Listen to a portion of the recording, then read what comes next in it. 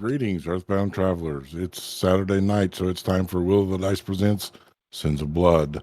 I am Tyr the DM, the world's okayest DM. I am he, him, and I will be your guide tonight through this cacophony of clusterfuckery that you're about to witness.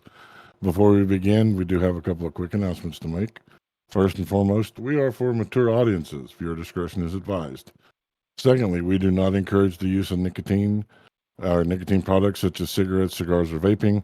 We want you to be happy and healthy, and while we may partake, we are not encouraging you to. Finally, our musicians tonight, we want to give a thanks to Patrick Taylor, aka Peculiar Pants, uh, Michael Gelfie, Kevin McLeod, and Jeff Farber and Dwergar. Thank you so much for providing the music that we will be using tonight. Locke is MIA, real life stuff that they're having fun doing, hopefully. So hopefully we'll see them back next week. That being said, let's get into introductions. Greetings, gamers. I am Raph the Mad, he, him, and tonight I'll be playing our 6'9", rather forlorn Dragonborn, Sarek the Blade, also he, him. And I can be found at BLK Dragon 13,000 on Twitter. Hey, everybody. I'm Ren Matley, she, her. And tonight I'm going to be voicing Nan, she, they, and her counterpart Esmina. Nan is a 5-foot-tall elf in appearance with plain brown hair, brown eyes, often ink stains on her face. She's a cartographer and would really prefer everyone just accept that she's a cartographer. That's it. You can find me over on Twitter at Ren_Matley.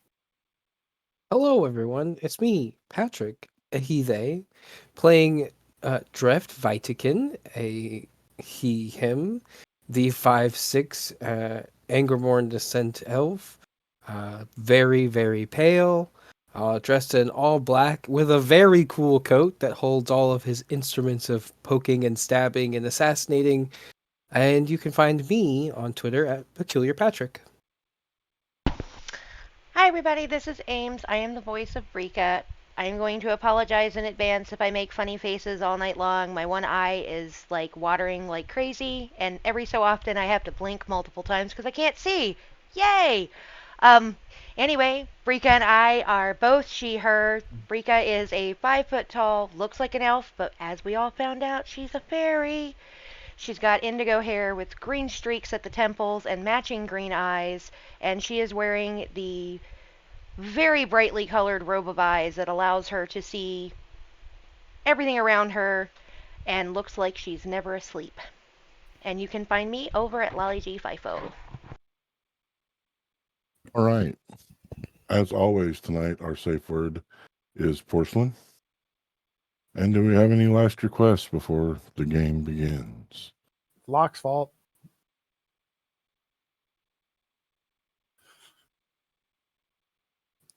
No last requests? All right.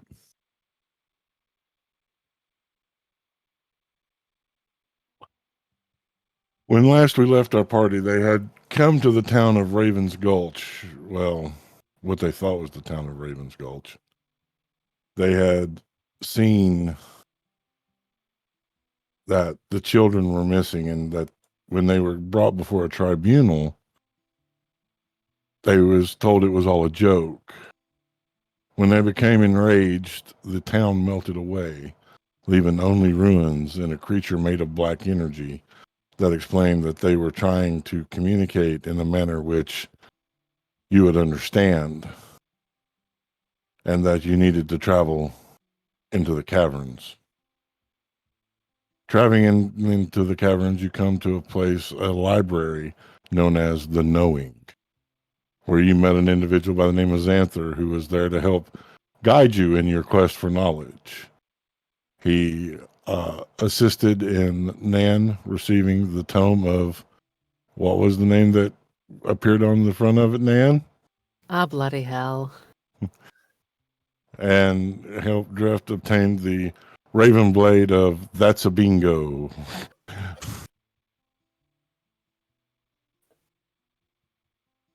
After that, after some time, the library faded, leaving them in a cavern where a voice entered all of their minds telling them to rest. Sarek, the only one succumbing, as everyone else was able to resist the sleep. This is where our story continues, and this is where we wonder, have you been forsaken to the will of the dice? Derek, you are asleep. It is the best sleep that you've had in ages. There are no nightmares. There are no visions of the past. There is just sweet, sweet slumber. The rest of you see Sarek succumb to the sleep. What would you like to do? To us, does it just look like he just kind of like crumples, or Like he just laid right down and went to sleep. okay? Brika's gonna. Can Brika do a medicine check? Because she's gonna be concerned. Because they saw him hit his knees, and then Yeah, do a medicine check. okay.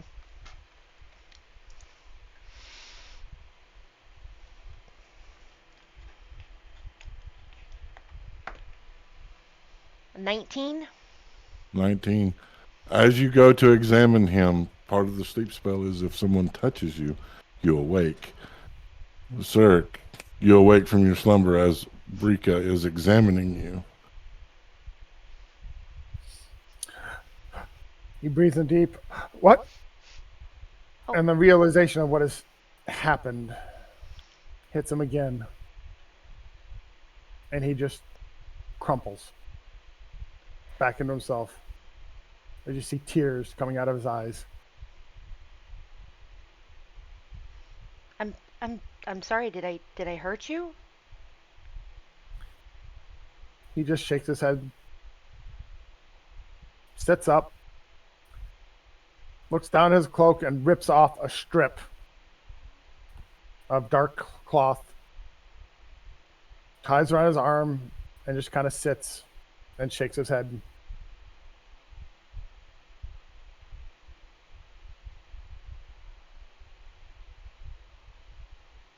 Well then,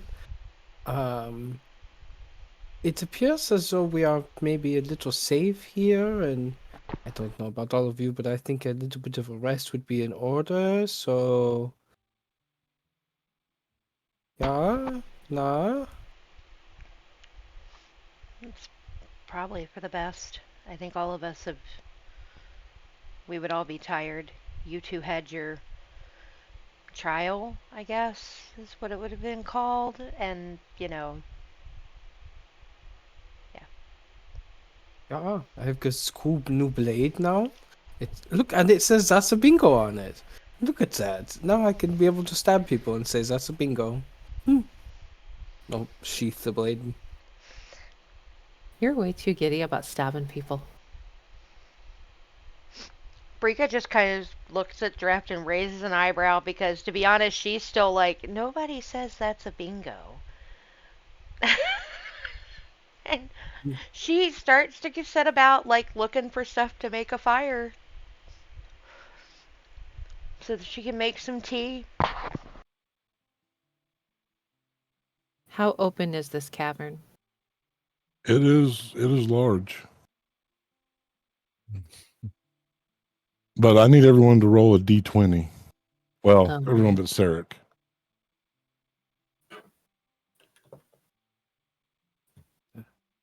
D20. Rika, 17.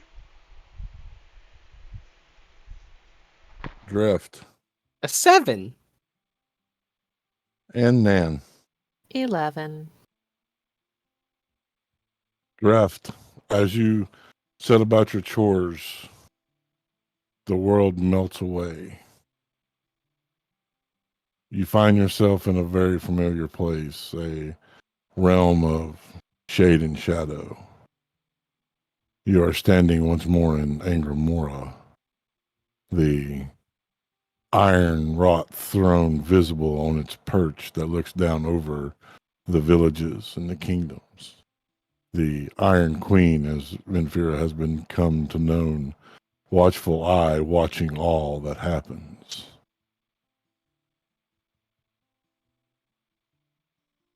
You see yourself 30 yards from you, you are saying goodbye.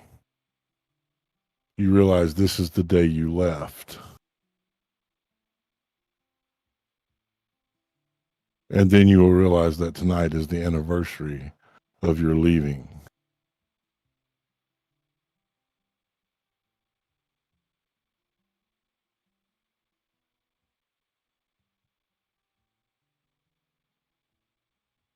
He'll audibly just go, "Hmm," and watch the scene play out in front of him.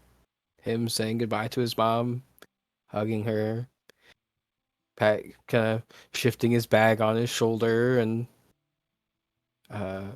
walking, being escorted with the 4 other Engermorans to through a portal, I guess.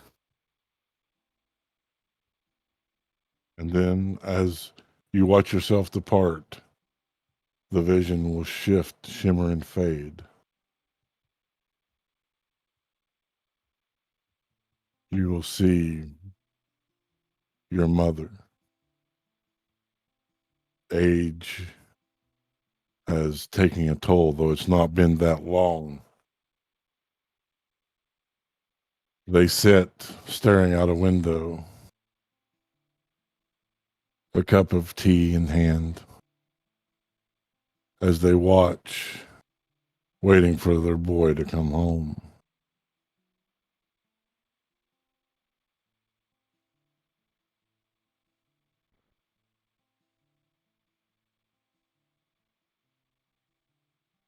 Dreff won't say anything. He'll just kind of take it in.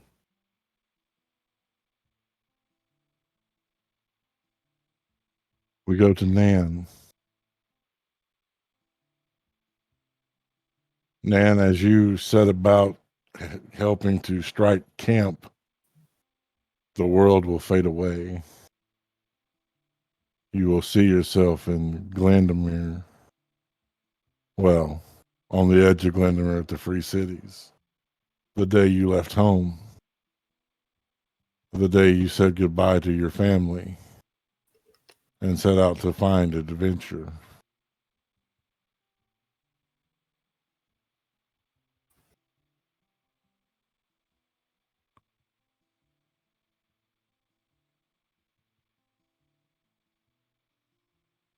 You watch yourself, the tearful goodbyes. You recall the excitement, how each step brought you closer to this adventure like your grandfather had.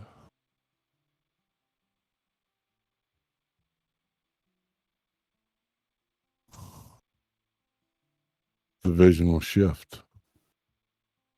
You will see your family.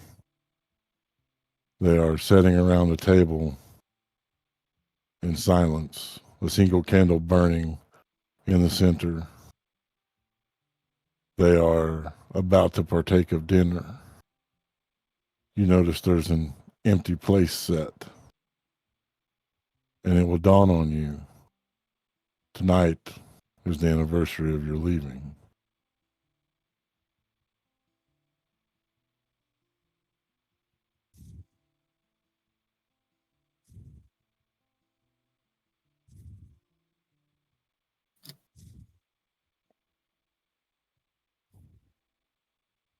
You're muted. So it's been 2 years since she's been gone from home now? Yes. Okay. Rika, as with the other two, the world will melt away. You will see yourself in a dark place, chains biting your wrist and neck. The world confined to a 5x5 cell.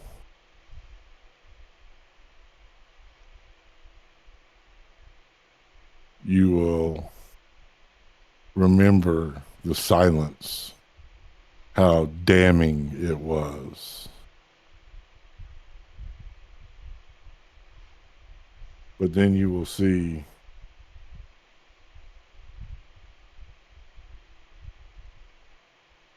light, bright flashing lights. chains being broken, freedom, and a voice.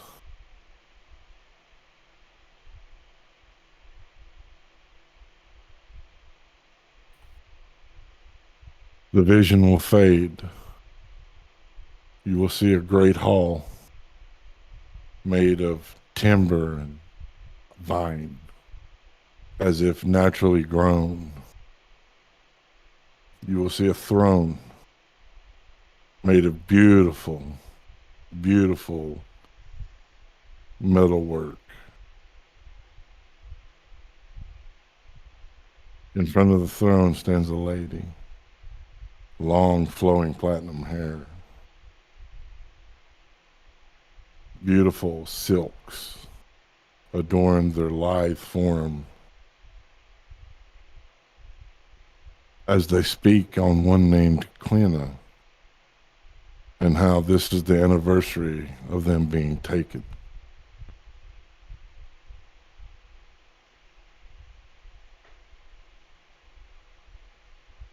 And you will all three come back to reality, having been gone but for a moment, but feeling like a lifetime. The miles now felt between the departures from home to this cave under what was left of Raven's Gulch.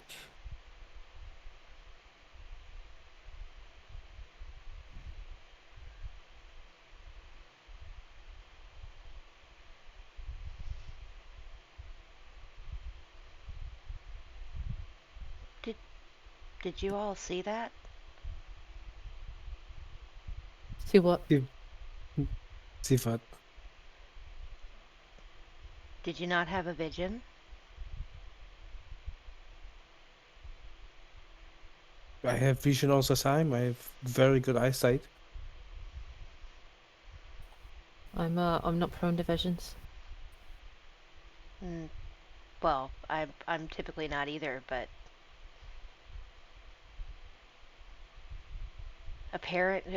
I don't know about you, but I've lost track of time, and apparently this is the anniversary of when I escaped. Oh. Goodie. That's if I had something to celebrate with, then we would celebrate.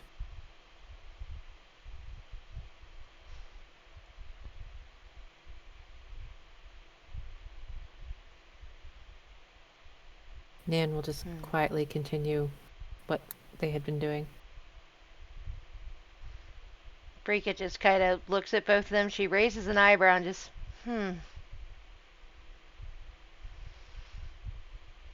But by the look, by the eyebrow, put your eyebrow down. There's nothing here. Here, help me fix up the camp. And he'll take out the 2-person tent that's in his bag, sit it down. She just continues watching you, and she goes about doing what she's doing, which is she was getting out stuff to set fire and make tea and whatever, but she's just kind of, anytime she looks at you, she has an eyebrow raised because she's like, I don't know. It just seems odd that I'm the only one that saw something. She's just, and goes about making tea. Yeah, but you do all the reading fortunes and stuff and the tea leaves. It makes sense to me that you would see things like that. I'm just... There's nothing special about me. I don't have those kind of gifts. Just the cartographer, he says as he's putting up the tent. Well, look who said something right for a change.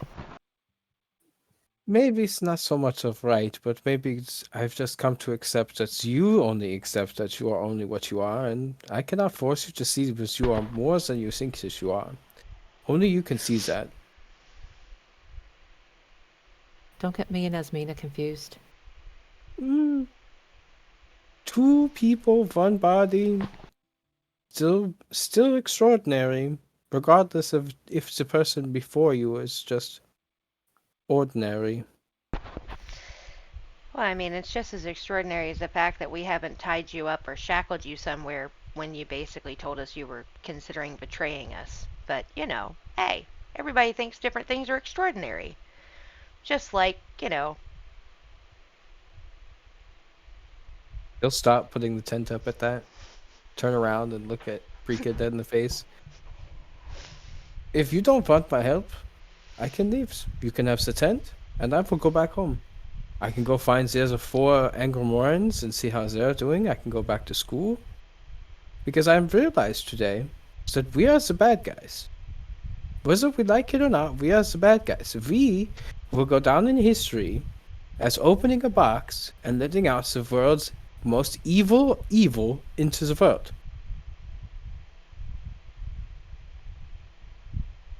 Nan's going to hold up the branded hand. If it was as simple as us just leaving, you think we wouldn't have already? You can be branded and still leave. You just get reminded of it every day. The whole being bound together thing. It's very easy to leave. You can do it right now. Wherever the out is in this cavern. And you can try and make it through the mountains and run back to this very scary destroyed village, and you can try to find some sort of ship that will sit at the end of the dock, because there's no ships coming now.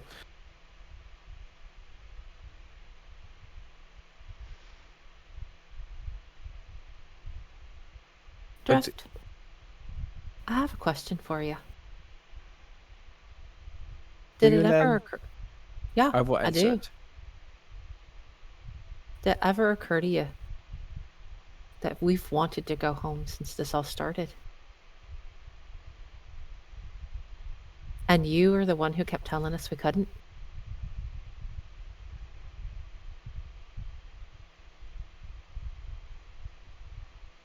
And then she'll just go changed. back to what she was doing. I've changed my mind. Maybe home did not feel so far away as it does right now. Maybe it's the sudden realization of this is the farthest I've ever been away from anything.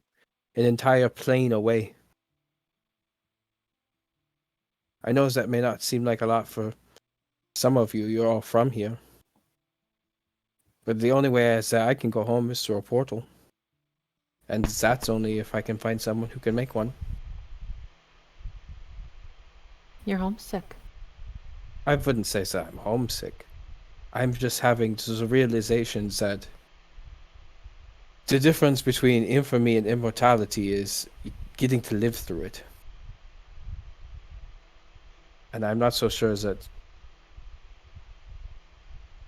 everyone would know that I would be gone if I am to be gone. Trust me, dear. If I died tomorrow, no one would know.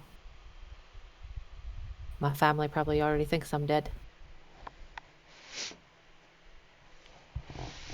I mean, at least you have people to wonder if they'll wonder if you're gone. And she just kind of gives you a little smile. Finishes making tea. You don't think you have a family somewhere hoping for you to come back or looking for you? I don't know who they are. They don't know me. Surely they've got to remember you. She just kind of shrugs. But then she looks back at Drift and she makes eye contact. She doesn't shy away from it. The issue we have isn't that we're not friends. The issue we have is a trust issue. Yes, you've helped us. Yes, you've stepped in at times when you were needed. But you also told us what might have happened before this mistress was killed, and then acted like we should all just kind of go along and trust you. And you realize this is when she looks away for just a second, and then she'll look back. You're dealing at least with this person who really doesn't trust anyone for good reason. And at that point, she will pointedly look down at her wrist at the scar on her wrist. It's the same reason I hid who I was. The difference between me and you was what I was hiding was not that I was going to betray you all. Possibly.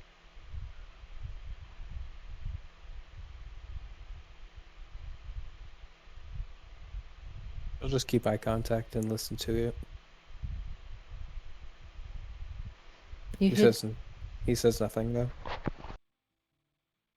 Brika, you hid what you are to protect yourself, and that's understandable. There are too many in this world that look negatively upon those who are different.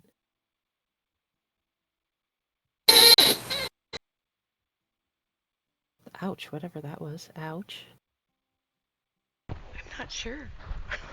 Oh, the squeak, probably my chair. I didn't realize I was unmuted. Oh. That's my bad. That's okay. It was just that might have been it, but it sounded really weird, but it was kind of like, what was that? Look, my father always said, there's rabbit shit reasons and there's bullshit excuses. They're both kind of shitty, but one eventually rolls off. The other one, and she's going to side-eye Draft, just sticks to everything and ruins it.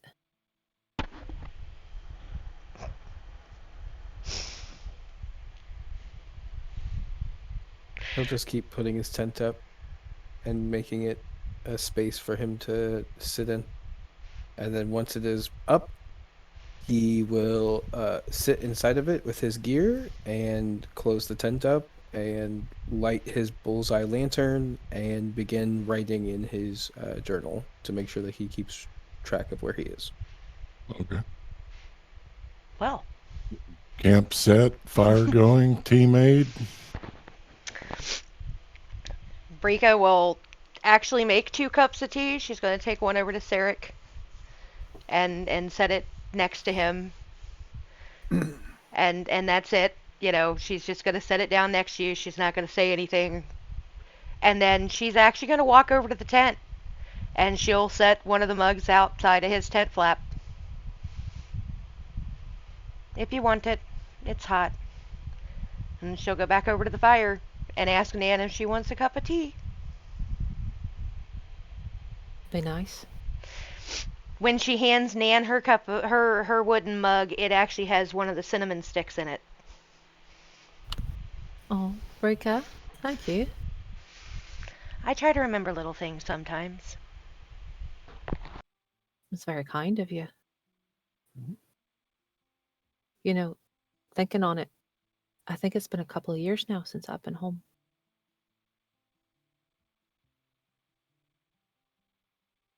I doubt they're even looking anymore. Oh, I'm sure they are. They knew my affinity for going out on ships. Probably just assume I've drowned somewhere.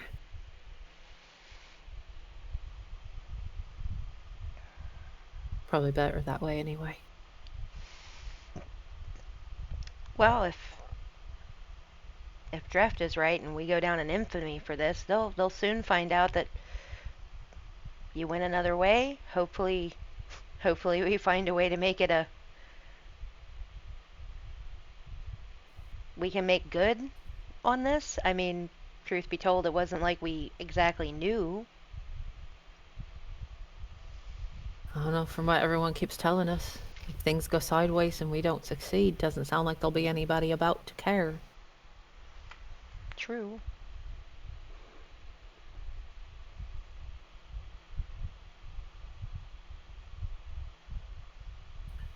All through this conversation, Sarek will have just sat with his back against the rock, just staring off into the distance, wandering down his own memories. When he does get the tea, he will just simply pick it up. He'll nod graciously to you, won't say a thing. He'll sit and sip, and just he has stepped off into memory lane for a while, remembering basically his life before he started traveling with his family.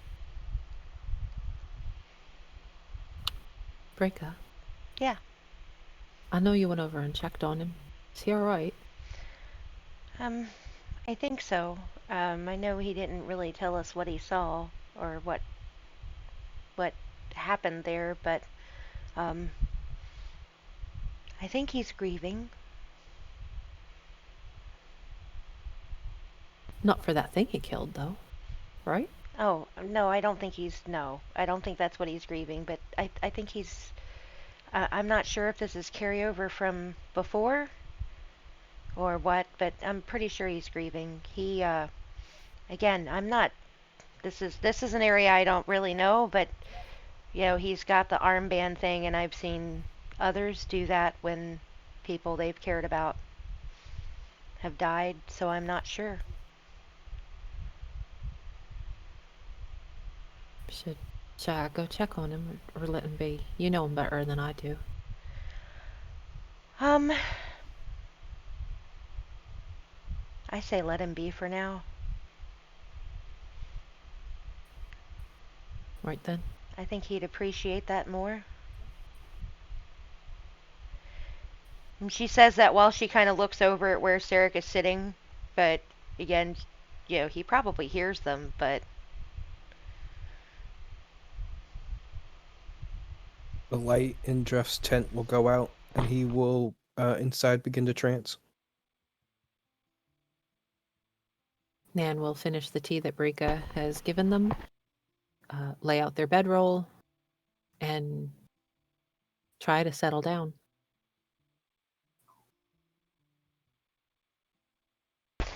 Brika will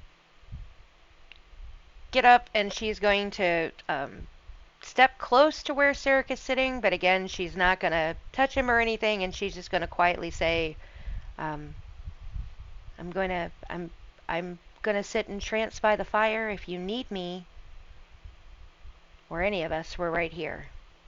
There's more tea if you want it as well. And she'll go back and sit down. He will simply nod and just he'll essentially take the first watch. All right. With you taking the first watch, Sarek, I need a perception check with disadvantage because you are heavily distracted. And 11.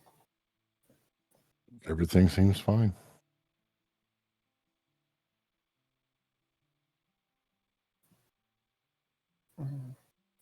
After about 2 hours, he'll poke Nan. He'll kind of walk over and gently nudge Nan and nod. And then he'll turn in. Oh, she'll kind of rub the sleepy eyes. Oh, my turn. Right. She'll yawn and stretch and sit up on her bedroll and keep watch best she can. Give me a perception check. Alrighty. Thought that die was going to hit the floor for sure. Perception, that's 15. All seems well.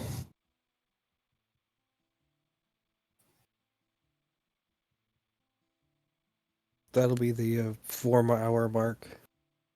And It so is. Drift will get up and very quietly pack his tent up and quietly keep watch without anybody telling him to. Seeing Drift get up and start packing, Nan is going to sit up for a while and kind of watch what he's doing. Once he finishes packing and sits down to sit watch, she's actually going to move closer to speak with him so that she doesn't have to speak loudly. He won't react to the movement. He'll just be sitting. She'll kind of tilt her head toward the packed gear. Is it just because you're done with your trance or because you're planning on taking off? He'll sit quietly and just stare into the fire for a while before answering. I don't plan on leaving us high and dry, but I also don't plan on just letting another group of people decide my infamy or immortality. Sophie, I'm just thinking about it. But I'm thinking about how we would be able to kill Vashka before the other group can. I thought we were supposed to work with the other group. We are supposed to set up the pins, and they are supposed to knock the pins down. I don't want to be the one that just knocks up the pins. I can't help but feel like we don't have all the pieces to the puzzle. It's like looking at a map, but there's sections missing. And as soon as you say that, the air begins to shimmer. The library that once was returns to its full state. You two may give me an insight check. Oh, shit. Oh, it's not bad. Better than mine, so... What'd you get, Drift? 9. What'd you get, man? 24. The library is only available during certain times. And it is now available. Well, would you look at that? It must only be visible to us at certain times. Well, that's helpful. So I'm going to pick this section over here, and you can pick another section over there, cartographer, and we could meet in the middle then? I would love to. I want to look at everything. But if I don't get some rest, I'm not going to be any use. Oh, so that's fair. Wait, What? he's gonna look around and see the other two are sleeping. And he's gonna get close, and he's like, between you and me, I've spilt all of my beans, and you are a little more than concerned about some hunters hunting somebody that is different. More so than an elf should be concerned. And if you're an elf, then you should be at full strength like I am right now. So level with me. You're not an elf, are you? You're a nosy little fucker. She's going to turn around and go to bed. And he'll just shake his head, and that's what he wants to spend the rest of the time, is reading books. All right, give me an investigation researching. check. It's Is at there that. anything specifically that he's looking sorry. for, or is he just going to allow chance to determine what he comes Um, across? He is attempting. Okay, so research-wise, he is trying to look for the Age of Heroes. Anything mentioning that, because that's like kind of where he specializes in anyway, is Old World Runeth Kesha. So he's trying to look for that part of the sections, and then he's going to work his way through that kind of section, trying to like find out more about Vashka, more about the stones, more about the boxes that they're being kept in, just anything more that he can find out. Give me an investigation check. Come on, dice. It's a 7.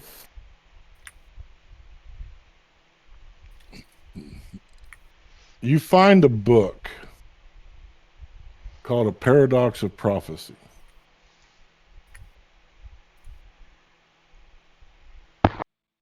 But it's written in Gnomish. He'll very loudly, as soon as he finds this book, he will and then opens it up and sees it's in Gnomish, he will very loudly curse in Infernal.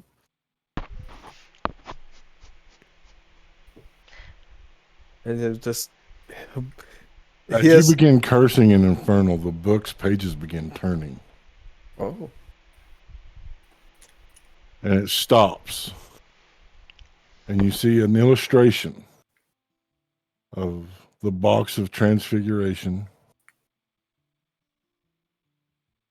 and the Evernight being combined.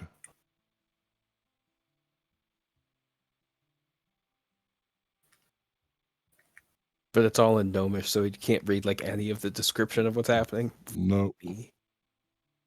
All right. He'll take the book and look around, and then put the book into his bag, Okay.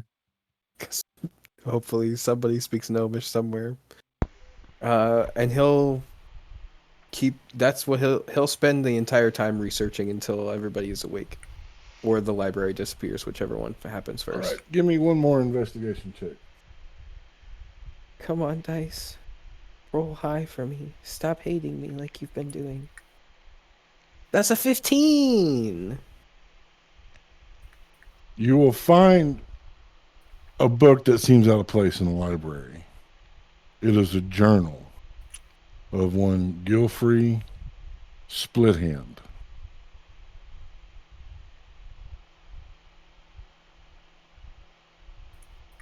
As you read through this journal, at first you're just like, well, whatever. It starts talking about Vashka and Nukias. That's a bingo. I need everyone but Draft and Earmuff, please.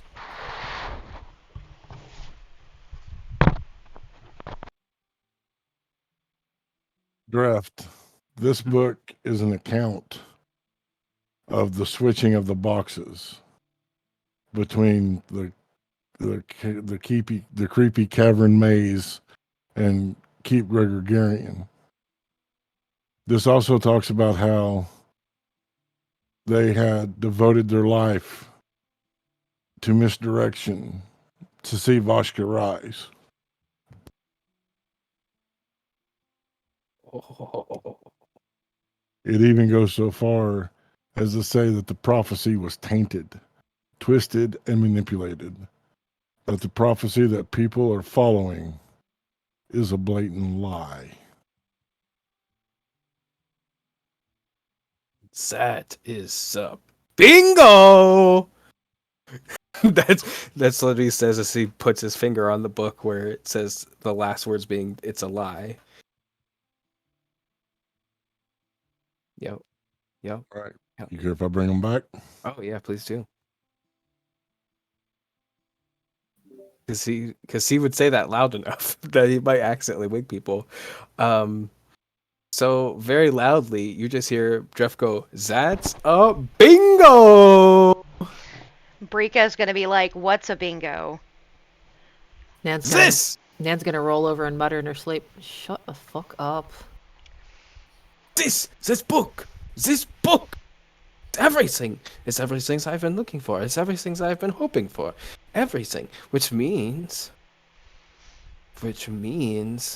if all of this is a lie, then that means that we don't have to be the ones that open the box at all. We may not even have to open the box at all. We may not even have to open the box at all. Okay. He closes the book very abruptly and shoves the book into his bag. Meanwhile, she's kind of sitting there, her eyes are wide. She's listening and she gets, like, you can tell she gets what you're saying, Drift, but she's also like, look, and she kind of okay, I understand that, but when... This is only available at certain times of the thing. Nan figures that out, not me. I'm not taking credit for that. Oh. Okay. Sorry, brain was just having a hard time, but you're right, that's information we needed. Yeah. Yes, that means that we don't have to open the box and kill Vashka at all. If we can stop the boxes from being... By the way, do you speak Gnomish? No, I speak Undercommon, Elvish, and Sylvan. Peace. We need to find someone who can speak Gnomish, because I found another book that would be very helpful, but I don't speak Gnomish. I'm sure we could find somebody. I mean... Either that or somebody who can read all types of languages. Gosh, if only... and that is the downfall. I used to be able to read any sort of written writing, but unfortunately, what happened with the beheading of Demetrius took that away from me, which is unfortunate. But, you have to live life to the fullest sometimes, and sometimes the fullest is you can't read the books that definitely has information in it that I want. But anyway, this is a bingo. We don't have to open the box at all. That's good information. Just tell this whole book, and he like pulls the book back out. This whole book is an account of with the boxes being switched. That they wanted to see Vashka enter this world. That they switched the boxes, and that the prophecy has been twisted and manipulated so many times that it's just a lie. Which means, puts the book back away, we don't have to open the box, which means we don't have to kill Vashka, which means all we have to do is find Lucaeus, stop him from killing more stones, and then kill him. That's easy. That's not even the most evil. It's just the evil man. Evil men die all the time. Frika's gonna kind of scrunch her face up for a minute. She's thinking, but prophecy gets twisted. But prophecy is not you. When prophecy gets twisted, it's not a lie. It's just a twist because of other events. But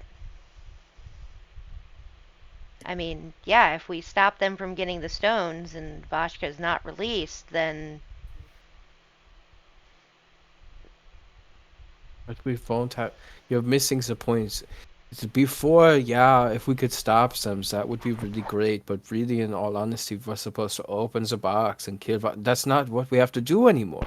We just have to stop Lucaeus from getting Vashka out of the box, which means, well, if you help me, I can find more books on the stones, and maybe we can find where one of the stones are at, and then that would put more of a target on our back.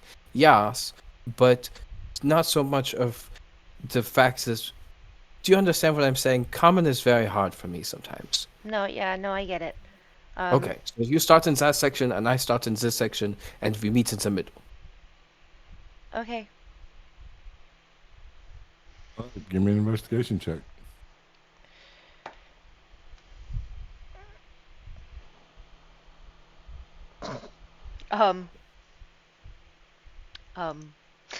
Brika really doesn't know anything, but at all. Not much. It's a 6. I rolled a find 3. You find some lovely books on gardening. What'd you get, Drift?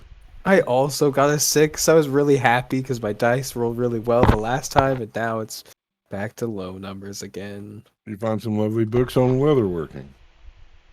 Hey, Tier. Yes. Since Sarek's been awake ever since he said that's a bingo, we're just quietly watching from where he was sleeping. You just stand up, walk over to a random place, and pull out a book and look at it. Because Roll a they're babbling, D100. because they're babbling and interrupting his sleep. Ooh. An 85. You see a book on the cover is leather of the leather bound is leatherworking of 2 orcs holding each other. And in red lettering it says Death's Kiss. Found the leather-bound hardback copy of Death's Kiss. Is it a first edition? That's Is it? I mean, is it a first edition? He's going to look at it for a second, show them, shrug, and go back to bed. no. Wait, give me that book. That's very important right there. That's a good book right there. Oh, he's not giving it to you. He's keeping it. Oh, fine. That's fair. That's fair. After you're done reading it, I would love to read it. The love story in that book is so pure. Not only that, if that's a really old copy, it might be worth some money. I would never sell such a beautiful love story. Meh. Most things are for sale if somebody offers the right price, and she's gonna go back to looking. Nan is used to sleeping on ships and having to sleep through the sound of crew running about and doing things, so she's just sleeping through it. Yeah, he's. Rika, I need a perception check, please. Okay. I get advantage on these. Uh-oh. Battle music. That one was cocked. Okay. 17? 17. All right. Well, we're going to go ahead and take our first break because I need to take some pain medicine. You bastard. And then when we come back, I'll tell you what's going on. You bastard. Just glare. So- Nothing other yet, it's glare.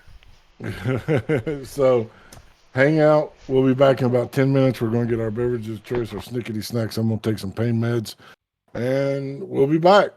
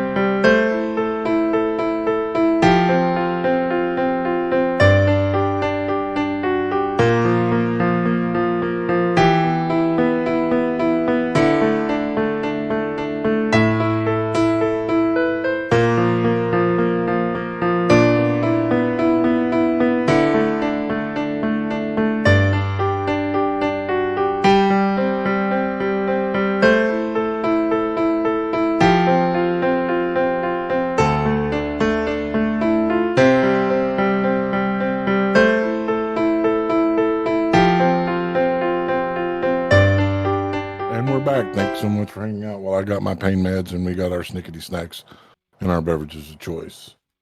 Before the break, the party had discovered that the Knowing, this library of libraries, only appears at certain times during the day. Having been fortunate enough to remain in the cavern to try to rest, the Knowing reappeared.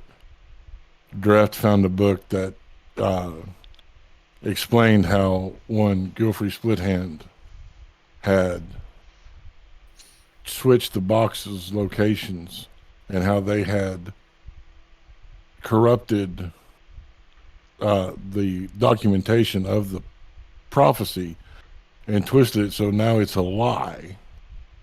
The prophecy that people are trying to follow. The party looking for books again, Breke would notice something. There in the corner of the library, it would start as a single mote of red light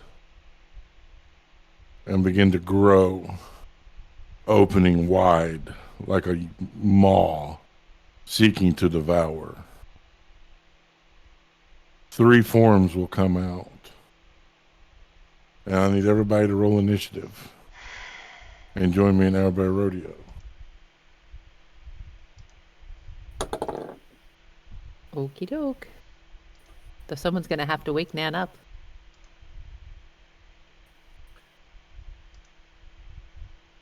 You will see, you will hear first a demonic howling that will echo throughout the chamber.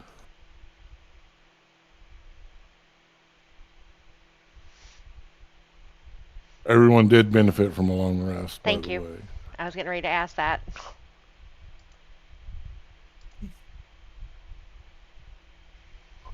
Those of you that look will see 2 bipedal creatures shambling forward, their gray, thick skin covered in long barbs. And there, with fire in its gullet and its eyes burning red, a demonic-looking hound.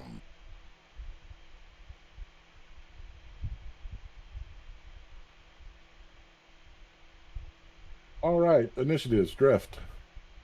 And Nan, 6. Sarek, 2.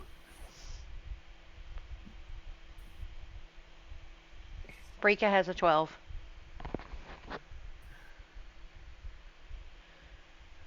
I'm sorry, Sarek, did you say 2? Yes.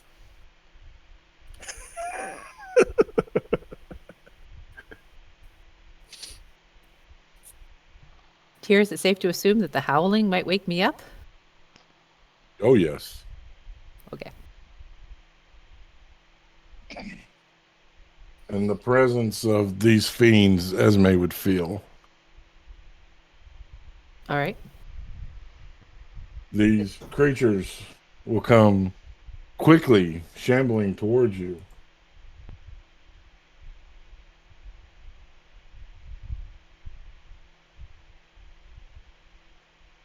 I got a double measure here. I forgot to measure before. Yep. The barbed creature coming at you, Sarek. The hound coming at you, Drift. While the other creature heads to begin to start destroying books.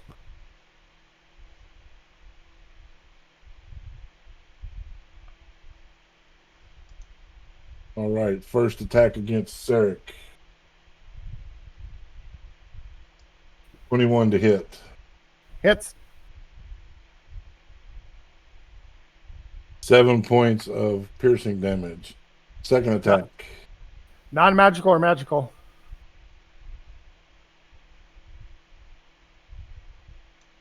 I guess it would be considered non-magical.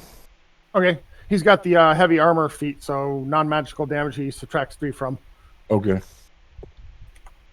The second attack. 26. Hits.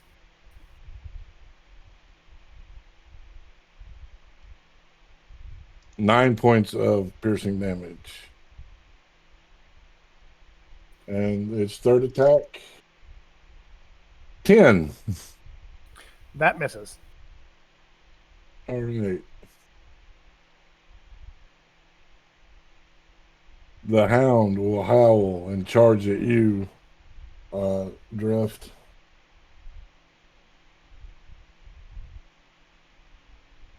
$15. 15 just hits. All right. So you will take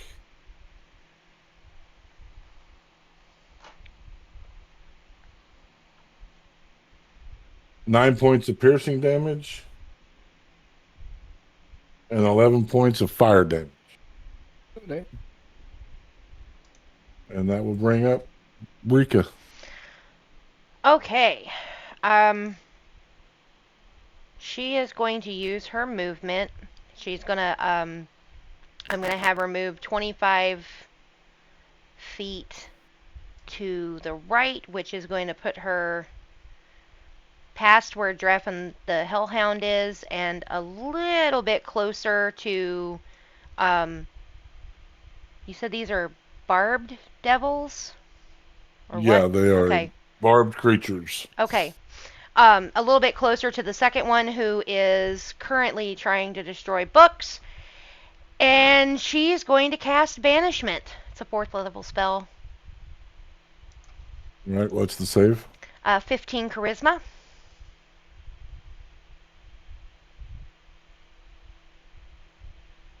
And with a howl of rage, he will vanish. And now, this is the thing,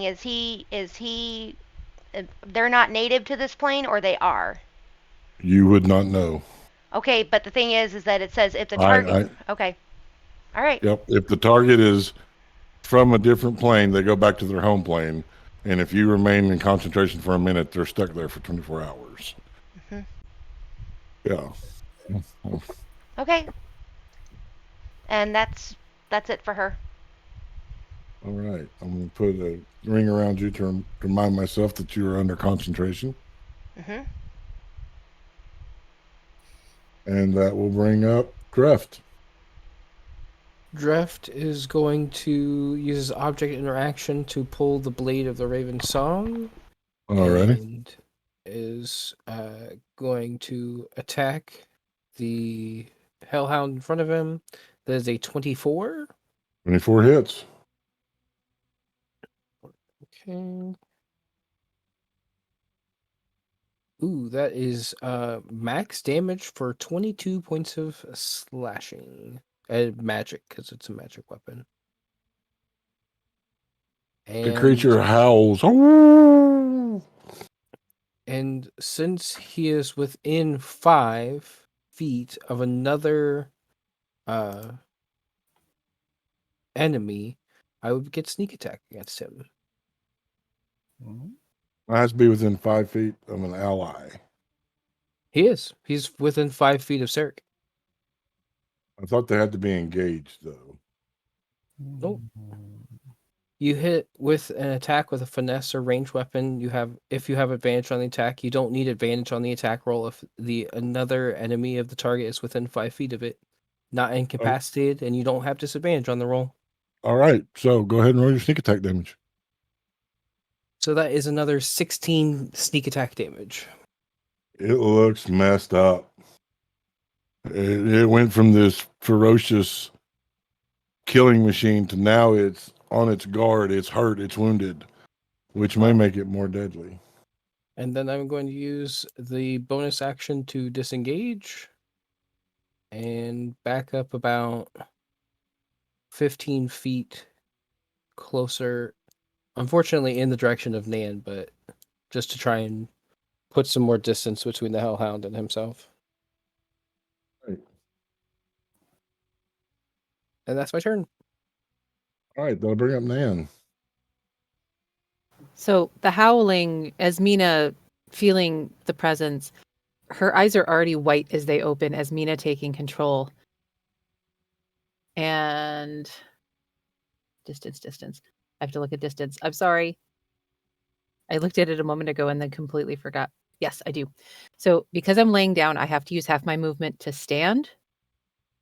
Yes. Right. Oh, you know what? I can't combat wild shape, so this is going to be two turns anyway. As she stands, she's going to wild shape to a bear, All right. and then she's going to use the rest of her movement to charge forward to get between Dreft and the bear or the hellhound. Okay. So as Mina stands, wild shapes, charges up to the hellhound, and that's my turn. All right. That'll bring up Sarek. All right, he's going to start off with pulling Airbane's patience, standing up, and he's going to take two swings at the devil in front of him, using Fighting Spirit for the first one for advantage. All right.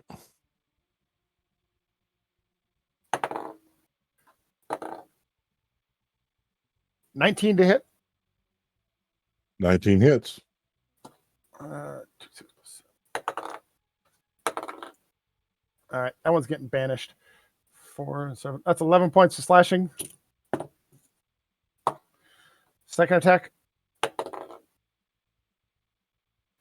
27. That'll hit. 13 points of slashing.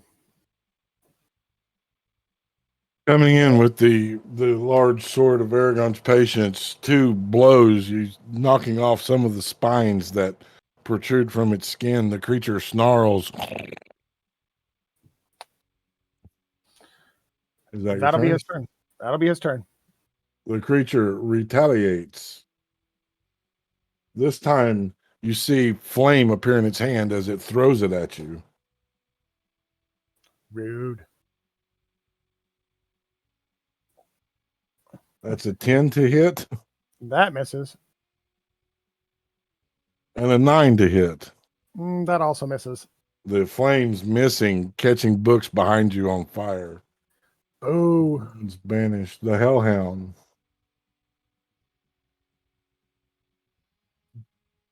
In pain and now concerned because there's a bear in front of it, will take its attack at the bear.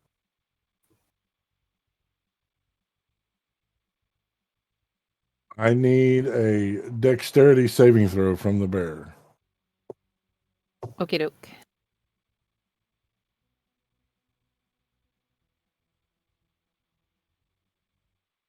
$18. All right.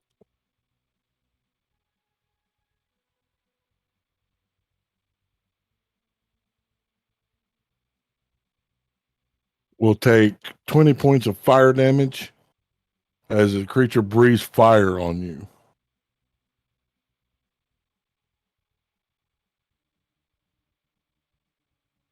You're muted. That will unfortunately knock Esmina out of her wild shape and back into her own form. All right. And that will be Brekka's turn. Brecky. Brika. Rika. Brika. Rika. I'm sorry, which section, what books were set on fire? Like what area? Are books on fire? Behind here.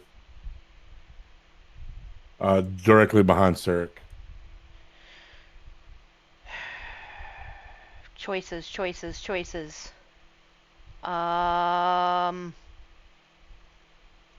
Crap. Okay.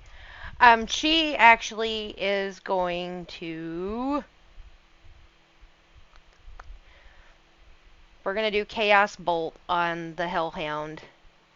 Level 2.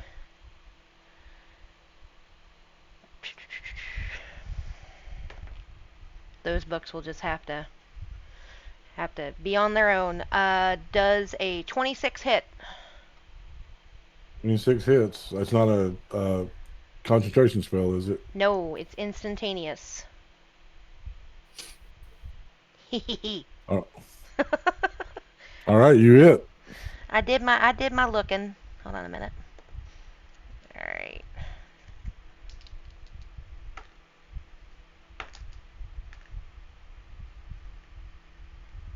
All right, that is cold damage for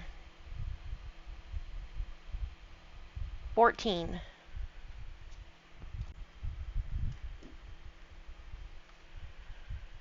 The creature looks like it's on its last legs.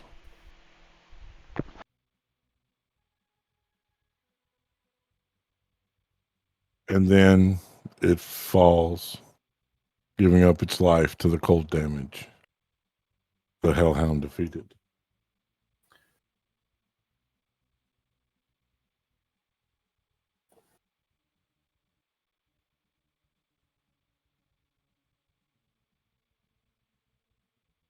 Is that your turn? Yes, that's my turn. All right, Dreft. All right. Moving past Nana's Mina and straight up to the Barbed Devil with his scimitar drawn. He's going to try and attack the Barbed Devil number 1 that's on Sarek.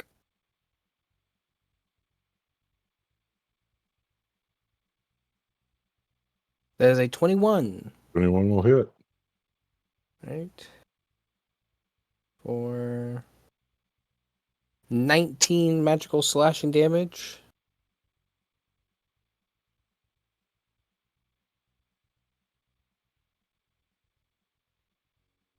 Then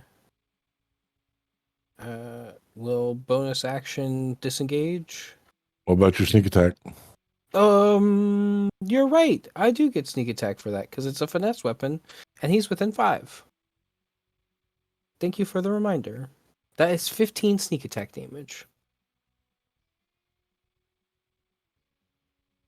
All right. Now you're disengaging.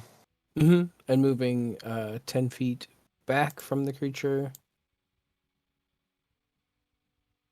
Grab the map, not the token. Moving 10 feet back from the creature. All right. I'll bring up Nan. Where the books are burning, is that considered magical flame? No, it's normal fire. Awesome. Realizing that there's books on fire, as Mina is going to use the cantrip, I can't talk today, control flames and put out a 5-foot section of it. Okay. That'll do all of it.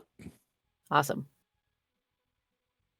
The flames are that danced in the books, being singed, quenched.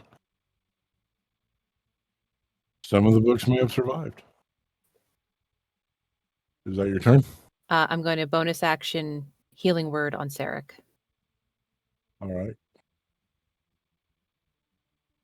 Helps if I'm looking ahead. at the right spell. It's not a ton of healing, but a little healing's better than no healing. And that is 6 points of healing for Sarek. Yay. And that is my turn. Eric, it is your turn. Feeling reinvigorated from the healing he has just received, he will continue with his attacks. At this point, he'll still swing twice at the devil in front of him. First one with Fighting Spirit.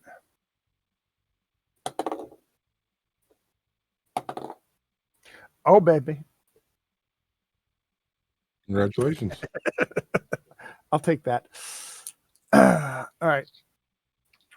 That's 12, 13, 12, and 7 is 19. 19. 27 points of slashing damage. The creature howls and recoils back as you pass through those spines, drawing a thick line of blood on its chest. And riposte with the second attack for 22. 22 will hit.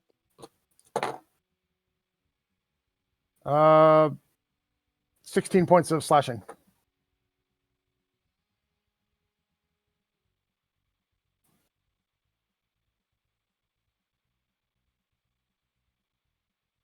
And that'll be his turn for now.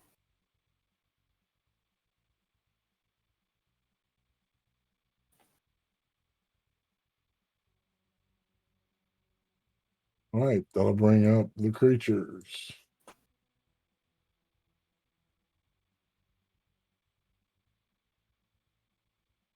Have to see something here. Brecca, the creature seeing you throw up your hands and then its brethren disappear is going to target you with 2 fireballs. Counterspell.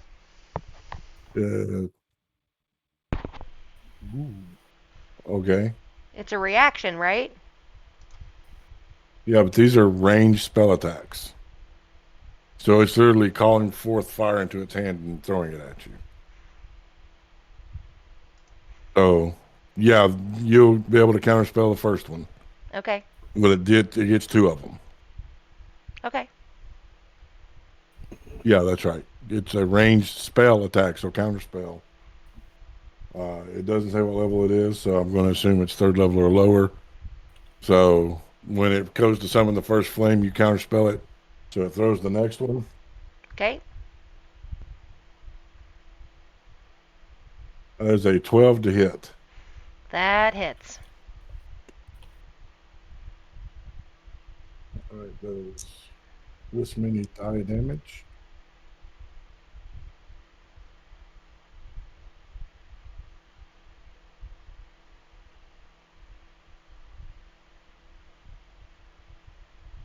Six points of fire damage, and you need to make a concentration check, which is a Constitution saving throw. Okay. You have to get 10 or better. Okay.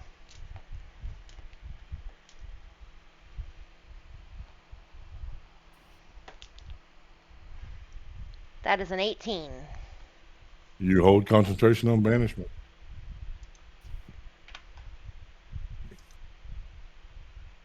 And that will bring up Rika. Okay. Hold on a minute. Let me just make sure. Yeah, I didn't. There we go. Well, now that it hit her, it's going to be level 3 Chaos Bolt.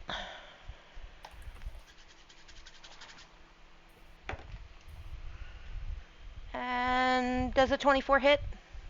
24 hits. Okay.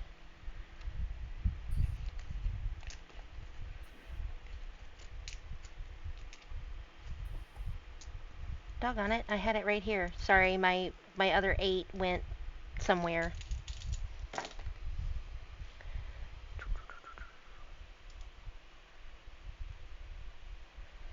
It's going to be thunder damage for 26 points. With that, it will perish. The combat concluded. There's nothing to cause you to break concentration. So your concentration time will come to an end, the other creature having been banished. The combat, the victory is the party's. And that's a bingo. He'll put his scimitar away. Brika would... Go ahead, sorry. No, go ahead. I was going to say, Brika would actually go over to the bookshelf that was on fire. Just to see, you know, how many of the books were damaged or saved or whatever. About 15% of the books were destroyed beyond repair. Okay. Esmina looks at Dreft. You keep saying that, but I do not understand. It's an expression, you know, like if you stand in a forest and no one is around to hear you, do you even scream or something like that? I do not understand. You're never alone in the forest. There is always another. Just nod and smile. It's one of those times. Oh, I understand now. And she will look at Dreft, give a big cheesy smile, and just nod. While they're doing that, Sarek's gonna put his blade away, clean it off real quick, and then he's going to go over to that section of that other demon that you banished was slashing up and look at it. And is there anything special about that section? You know, a type? Give investigation check. Brika would also eventually move over there to look at that one too. 13. Do it with advantage since Brika's helping you.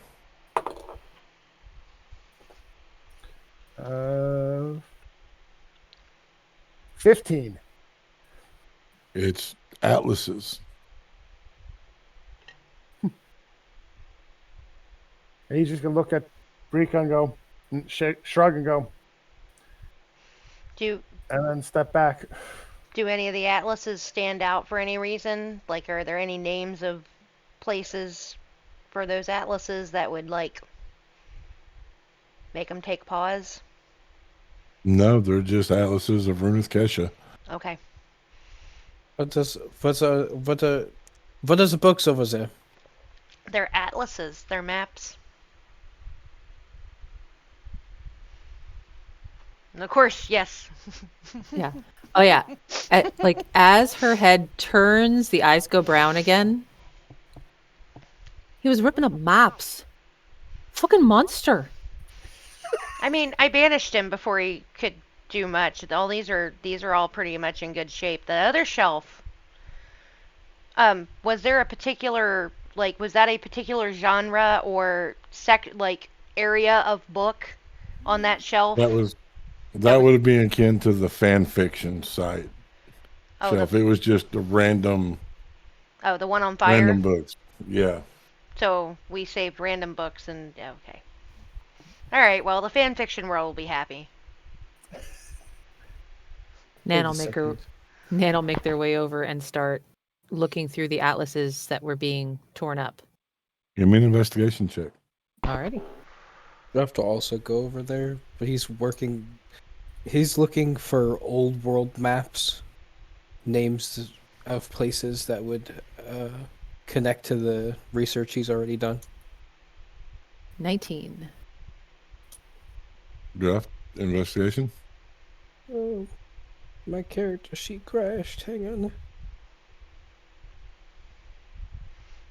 I got an 8. You don't find anything old world, but you will look over Nan's shoulder as Nan, you find a map that has of Runeth Kesha that has 5 continents. There is Shark Endor. There is Vern Dathar. There is Morton's Deep. There is Istrazilion. And there are the Silver Spires.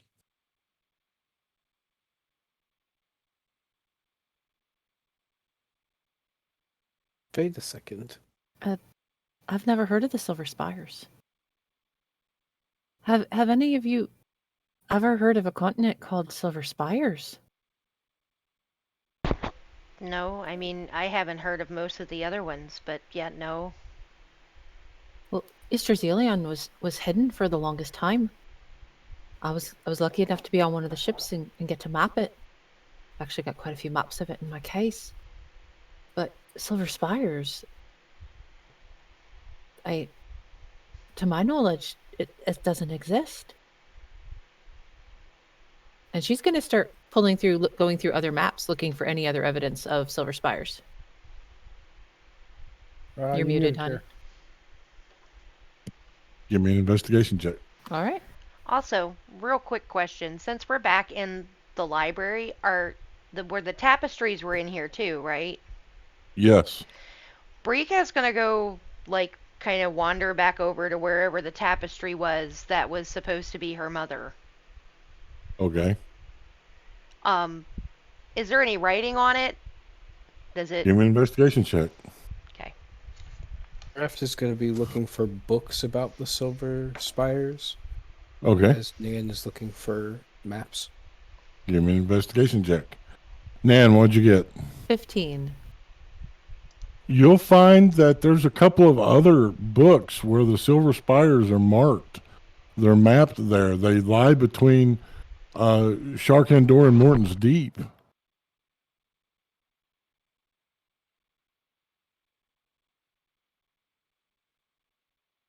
So just make sure I'm understanding, that would be off the eastern coast of Sharkandor, the western coast of Morton's Deep, like in between? Off do I have that the backwards? western coast of Sharkandor, off the eastern coast of Morton's Deep. Or Okay. western coast of Morton's Deep. West and east, you had them backwards. It's, Okay.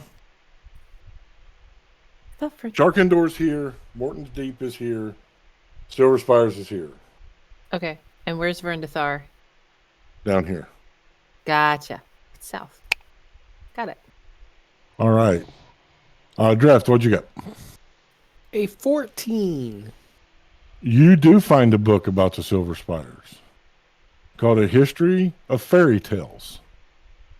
And it talks about how that the Silver Spires was the land of Fae and Fairy until a dark night when dark deeds, it doesn't say what dark deeds, caused Llewellyn Rose, the Fairy Queen, to take the entire island and shift it off plane.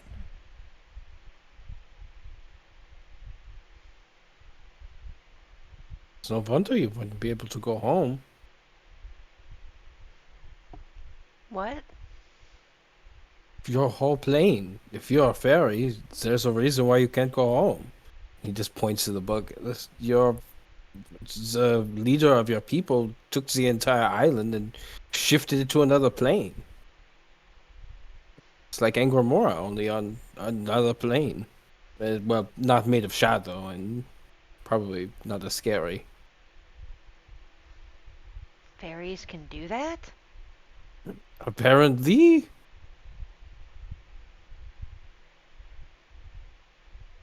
By the way, All hers was a 17, by the way. There is no writing, but you will notice something that you didn't notice before. In the tapestry, in the left hand of the queen, is a shard of gem.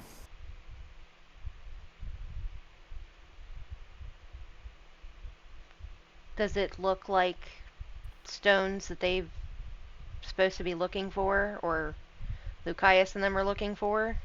Give me an insight check.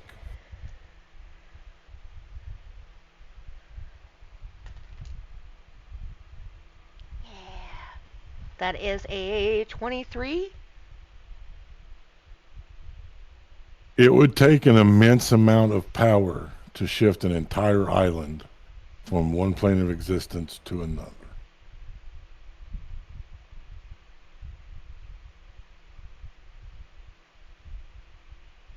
Guys, somebody in this tapestry of she's supposed to be my mother. The stone she has in her hand. Does it look kind of like the stones that they're saying Lucius needs?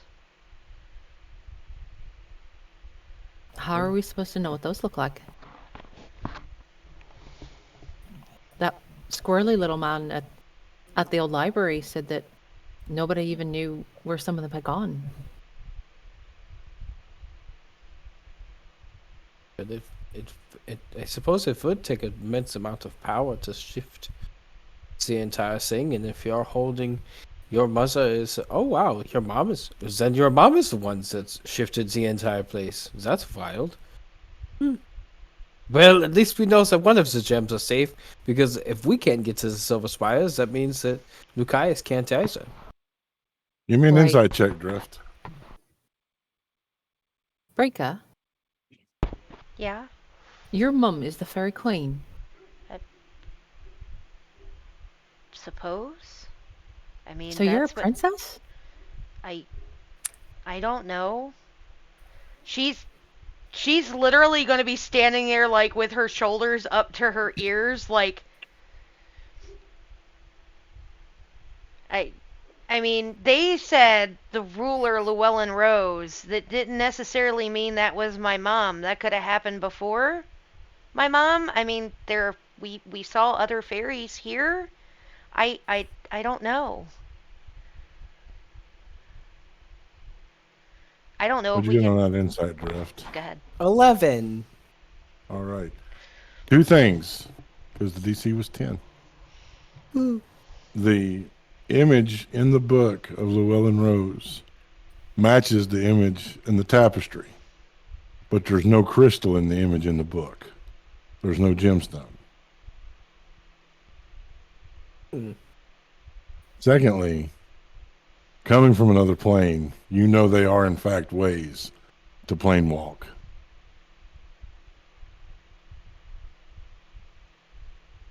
Sheet. Peace. Sheet. Sheet. Sheet. Peace. Peace. What are you going on about? I disregard the fact that maybe possibly it would be a lot safer if, say, Zen, Sheet, and Peace. We have to figure out how to get to the Silver Spires first. We have to figure out how do any of you know how to plane shift? Anybody? No. I mean, Even Sarek said you look like you've got two heads. I banished one of those creatures, but I didn't get to choose where it went, so no. Nan's gonna shake her head and mumble something in another language. If anyone speaks Gnomish, they'll realize that she's just basically muttering about how weird he is. When Wait. Brika hears that, Brika's gonna say, "Wait, you speak." I don't speak Gnomish, but she's heard it, so she's gonna be like, "Do you read Gnomish?" I'm a map maker. I speak and read and write 5 different languages. She's just gonna start like Drift waving at Drift, like, you know. Drift is 5 steps ahead of you and has already gotten the book and has opened it up to the page that it was on and shoves it in front of Nan's face and goes, "Read this book, What? please." You don't have to put things right in my face. I'm sorry. Here, take the book. Reads that. I can't. It's the book about the thing. You see the picture? It's a picture of the box. The 2 boxes ends up becoming 1 box, and you see Zavashka is there. It's the boxes. I can't read this. Do you want me to listen to you or read? Both, obviously. She'll read the pages that he's indicating. The pages are written as if someone is writing in a journal. And it talks about how this person has made a grave mistake,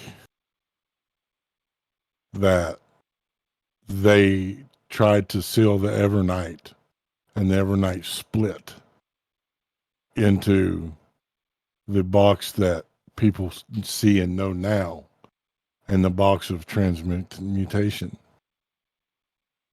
That they are two halves of a whole, and that they are worried because the prophecy that is going around is not the prophecy that was given to them, that there would be 10 stones cast, and out of those 10 stones, one would be the vessel to rejoin the Evernight and seal it away forever. And one would be a key that could possibly open the Evernight. Okay, so one would lock it forever. One might be a key that would open it. Yep. It goes on to talk about the stones of power.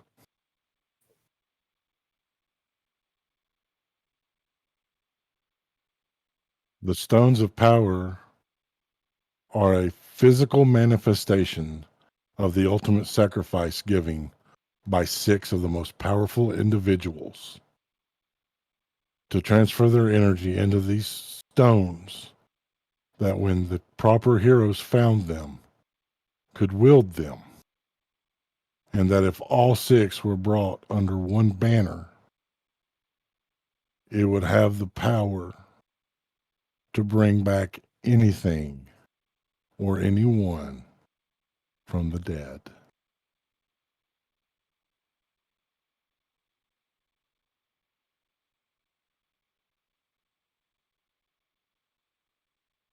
Sorry again.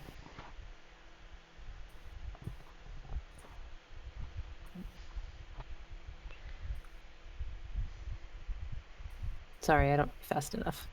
Oh, you're fine. She's Take your gonna time. kind of make faces as she's reading through this.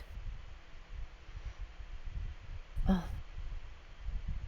Well, well, um, What is it? Spit it out.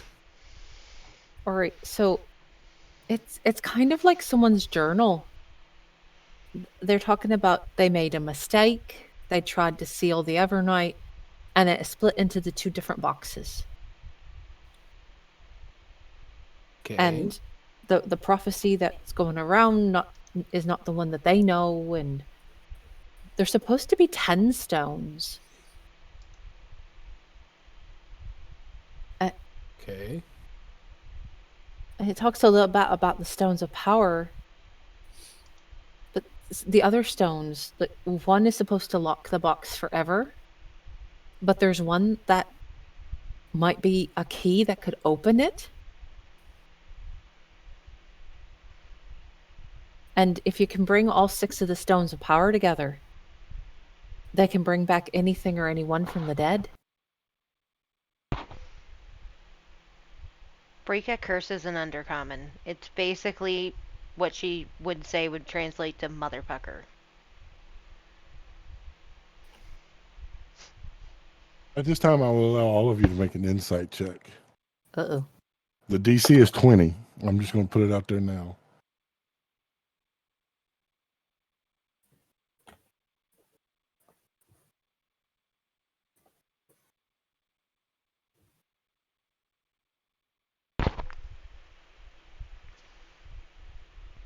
What'd you get? 26? I There's rolled 5 of you and 5 of them. The other party that you had heard of. 10 stones, 10 souls. One is the key, one is the gate or the lock.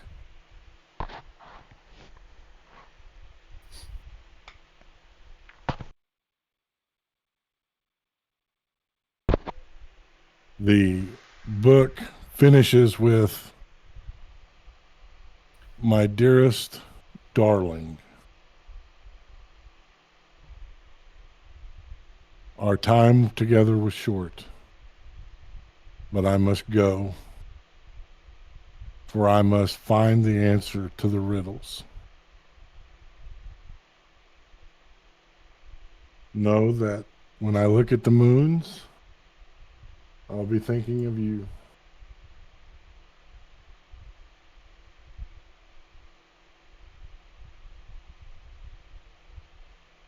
Is it signed? 1 second. I've got to get the full name up. Okay.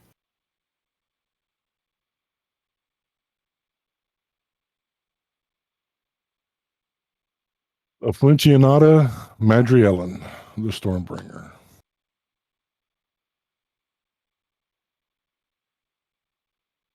Say that name one more time for me.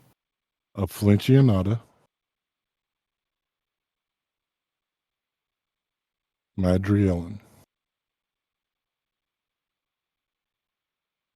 the Stormbringer.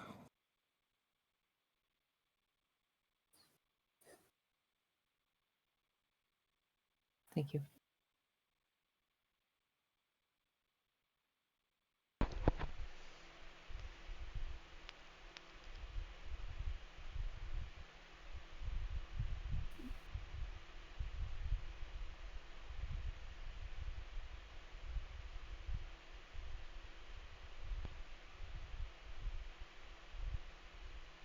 There's a letter here at the end.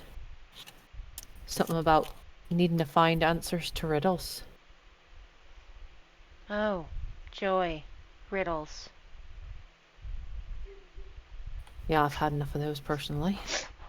Well, as you guys have noticed, fate, prophecy, all those, they never speak direct. It's always a riddle.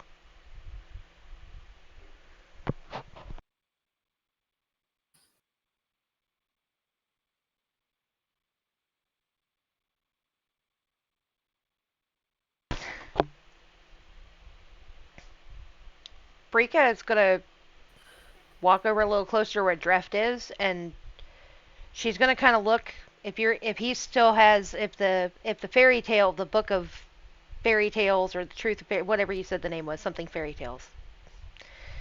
A book of fairy tales. Thank you. Can I see that? Are you done with it for the moment? Dear friends, the only books that I am holding is that book. Are you looking for the fairy tale book? I put that back on the shelf. It's better for there. Okay. Well, she's gonna go over and she wants to look through it for a second for herself. Okay.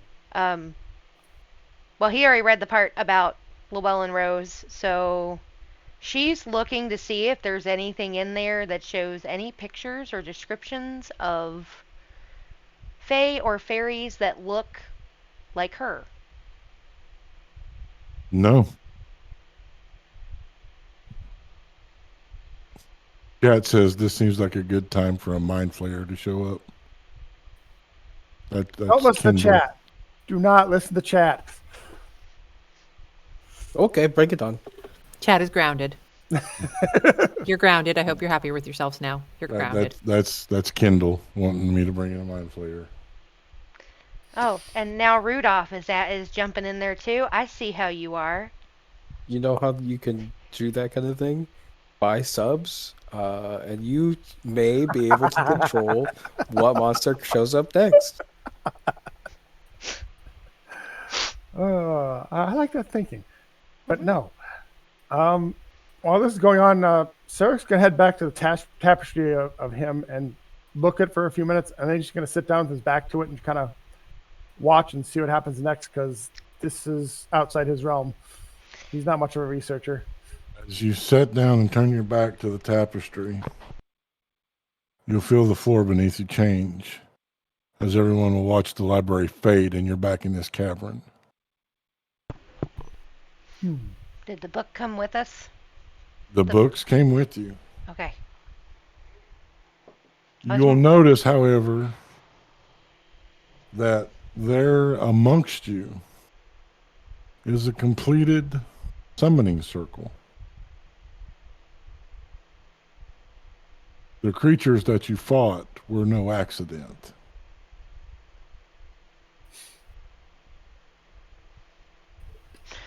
Brika's gonna start to look around using the robe of eyes to see if she can see anything invisible or whatever. Give me a perception check. 20, you've been good to me. Don't fail me now.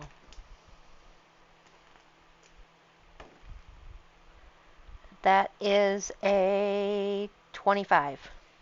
You will catch a shadow fleeting, dashing off into the distance. There's somebody here, and she's gonna run after it.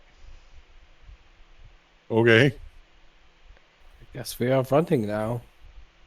Drift runs after Brika. Seeing them take off, Sarek will follow suit. Oh wait, no, you're not leaving me here by myself. And I guess Nan will Grabs the try to pack and keep up. goes, because he's already packed and ready to go for the most part. So Nan will try to catch up, grabbing her Okay. bag before she does, and her map case. Everybody, roll initiative. I'm sorry, but she would have chased him. No, it makes a great story.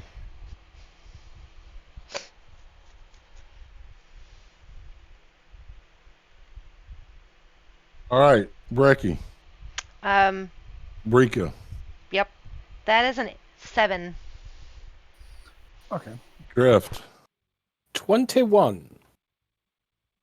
Nan, 21, probably the only natural 20 I will roll all night. Sarek, 16.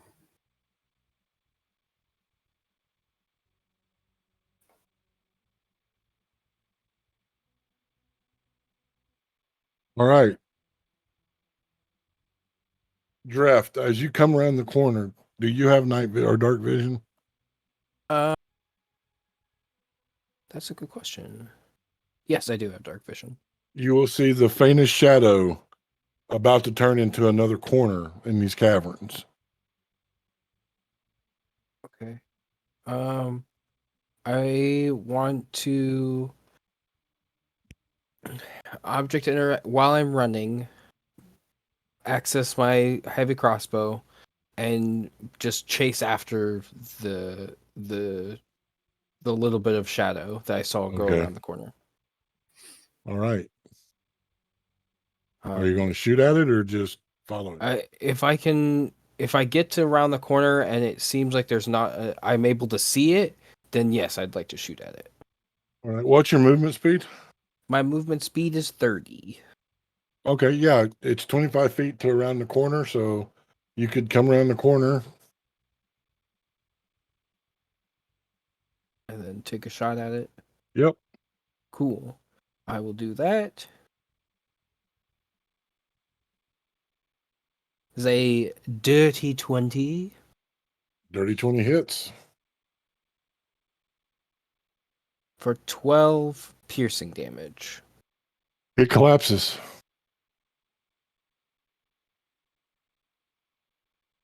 He'll call down the corridor. He's like, I've shot it. And yeah, he'll use the extra 5 feet after the shot to kind of start approaching the downed figure. All right. Nan. Esmina will take control, trying to catch up with Dreft. I also have 30 feet of movement, so that should put me just behind him, I would think. Yeah. Can she, from where she is, can she assess if it is moving or breathing? Give me a perception check. Okay.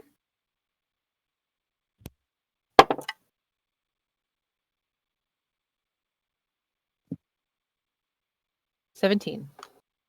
It is not moving. All right.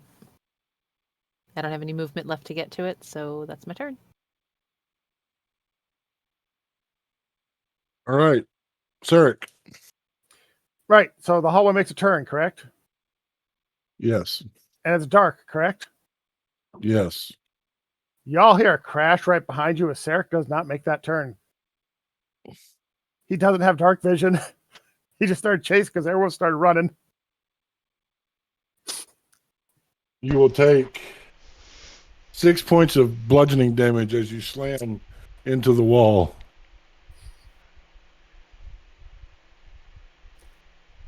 You will hear a oof out of him.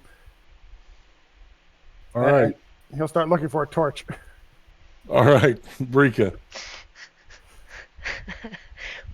Brika will stop for a brief second, and she will, I guess this will be my object interaction. She gets out the torch and she'll use prestidigitation on it for him before just moving to where Dreft and Esmina currently are. You'll begin to hear a giggle.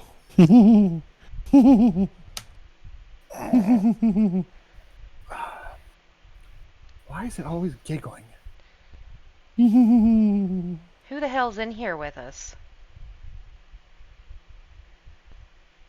Those of you that can see will see this creature begin to jerk, ragged, jerky movements as you hear bzzz, bzzz, the cloak falling back, revealing a smooth white oval that will turn completely around to look at you. Painted eyes and a thin line of a mouth that, like a ventriloquial doll, moves up and down as it giggles.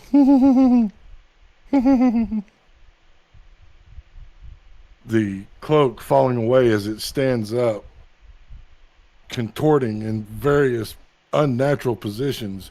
You will see that each articulated spot is blue glowing lines and then white polished surface of this mannequin come to life.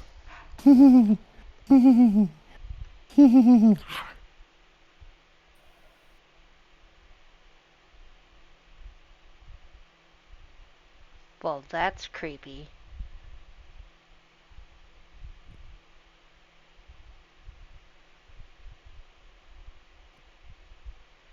That is the sort of thing that Nan says causes nightmares. Yeah. Reft, you're first Drift, in initiative. I will take bonus action steady aim to not move to get advantage on my next attack. I'm gonna just unload another crossbow bolt. And this will have sneak attack. Oh, oh, it feels so good. It feels so nice. It feels so good. That's a natural 20. Awesome. Congratulations. Hell yeah. So, you said it's the max amount of damage, which would be 14 plus another one of the d10s. 14. That is 23 piercing damage. And then 12 sneak attack damage.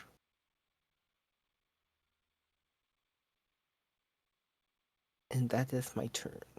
You will see the crossbow bolt bury in to the quote unquote chest of this thing. It will laugh. Jump, jump, jump. As cracks begin to splinter. Pieces of this white substance that this creature is formed of begin to fall away. As you see small looking dolls, cute little baby girls begin crawling out with demonic groans. Ugh. And that will bring up Nan. Scorching ray. As Mina sees this, throws her hands forward and casts scorching ray. All right. So it is 3 rays of fire, so I have to make a ranged spell attack for each one. All right. So I'm just going to roll 3 and then read them off to you. All right. It's a damn it. It's +7 hit.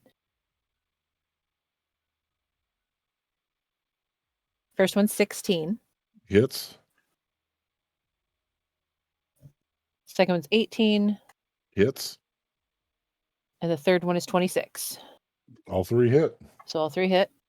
So it's 2d6. Now, are you firing at the dolls or at the creature? She'd have been aiming at the creature because that's where they're coming out from. Okay.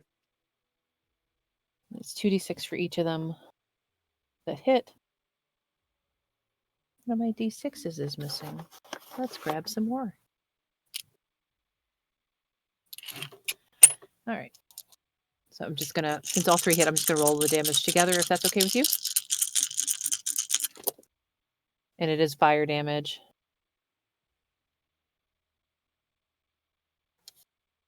That's gonna be 12 points of damage altogether. Did not roll very high on my damage die.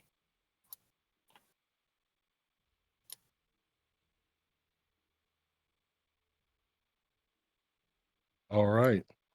That'll bring up Sarek.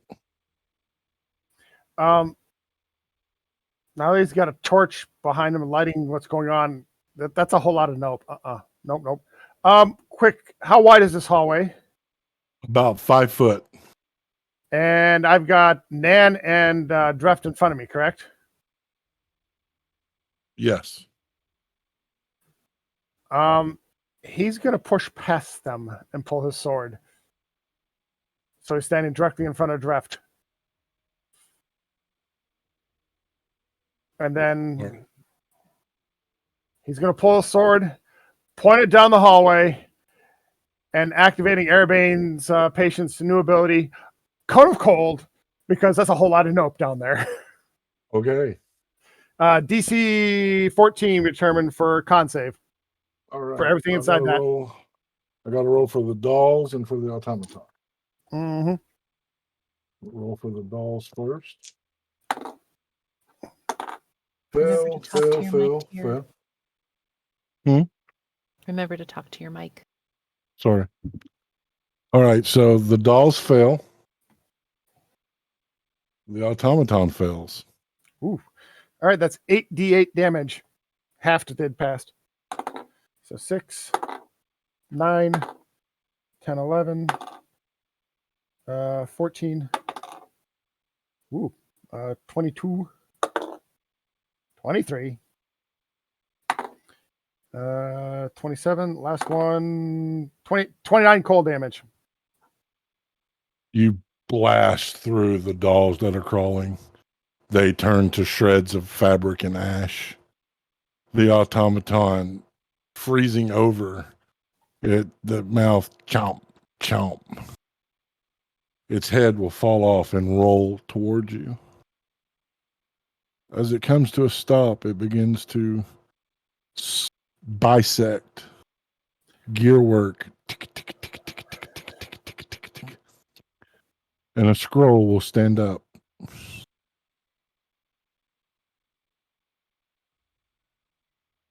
And on the front of the scroll, in beautifully calligraphed letters, to those who seek the stones.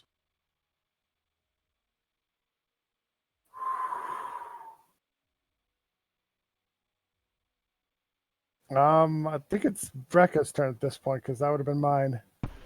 We're out of combat. They're all okay. dead. He's gonna look at the others and go, and just kind of shrug. He'll cover you with his crossbow, aiming at the little head. He's gonna pick up the scroll. As you pick it up, it unfurls. Beautiful golden calligraphy on ebony paper. Do you read it? He's gonna hold it up so we hopefully Dreft can see it behind him as well. But yes, You can almost hear the voice of the creature that wrote this missive. Where children's dreams go to hide. Where chaos and calamity do abide. Come find the stones that you seek.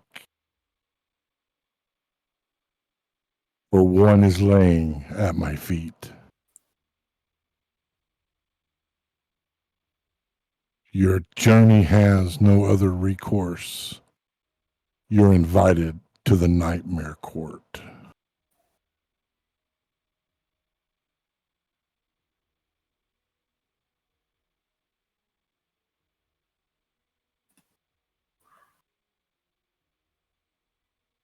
Because that does not sound very fun. he'll make sure Nan and Becky see it as well. Rika.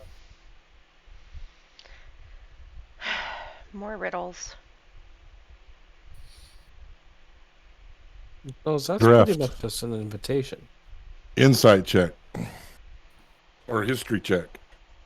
History check. Here it comes. A history check. 18. The Nightmare Realm and Angramora waged a long, long war. You know this realm, this nightmare court that this letter speaks of. For it is the Nightmare Realm.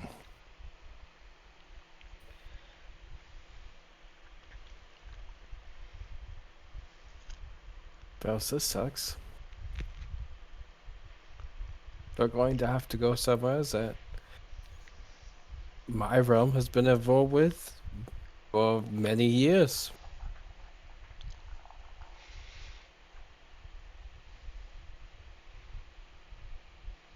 Peace sheet. Sheet and peace. Well, I do wish Nan would stop shouting. I keep telling her I can hear her.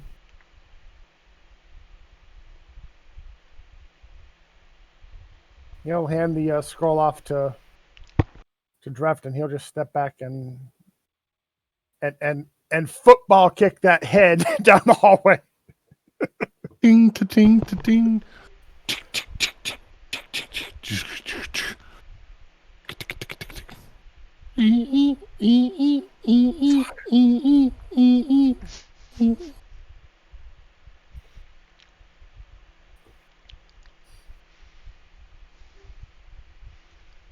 Well, So now we're going to have to figure out how to plane shift.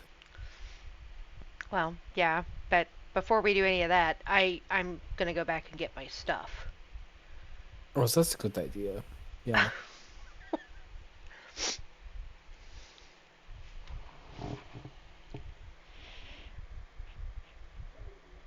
Yes, we should.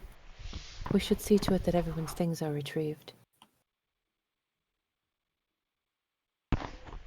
Brika will turn around and head back the way they came so that they can go and gather up their gear because yeah, if they're gonna go to the nightmare realm or wherever, she's not going without her stuff. You all find your gear where you left it.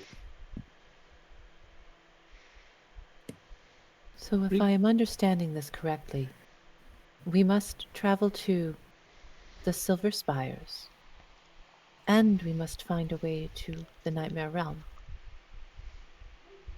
Yeah, one of those sounds way more appealing than the other one, if I have to be blunt about it.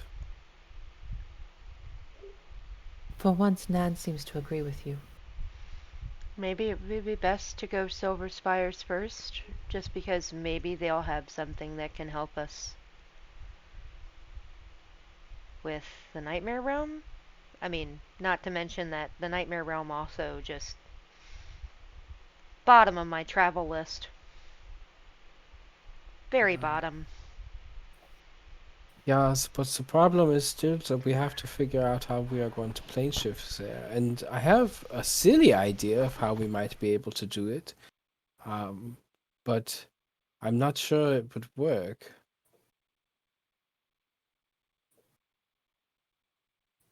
Had you finished that thought, or were you going to say what your idea was? Well, you see, I kind of got the idea from watching you, Brika. You threw up your hands and made that thing disappear, right? Yeah, banishment. Well, I'm not originally from this plane, and I might be able to get an audience with the Queen, and maybe we can get some sort of royal plane shifter mage person that could help us. Or I could send her a message. 'Cause sadly, until I rest again, I can't do it. That's fair. But that also might be a little bit easier because I'm not sure that I would be able to come back very easily. But we could try sending. Does sending work if you've never met my queen? Um, Have to be familiar with them. oh. Oh well. Yeah, no, I guess not. That, and there was always a rumor that the queen wore some sort of special jewelry that would make her immune to such things anyway. But it was always just a rumor. We're never really sure. Well, I mean, like I said, I either, even if sending won't work, I can't do another banishment until I've had a long rest. That's fair. Oh, Sarek, Mm-hmm. give me a insight check, please.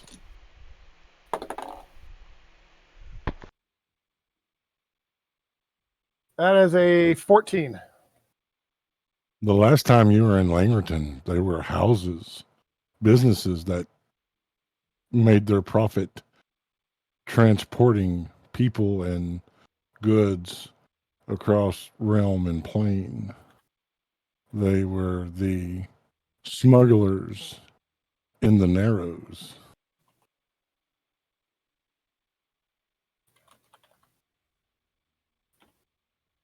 Interesting. One particular smuggler comes to mind. Ilya. Gilia or Crimson Gilia? Fist. Ilya. ILJA. Crimson Heart.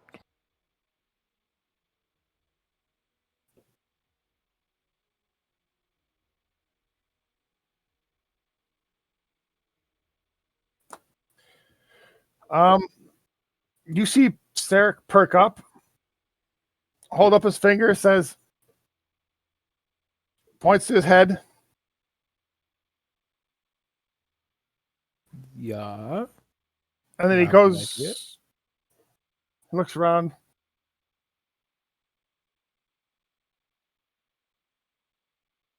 Sarah, why are you not using your words?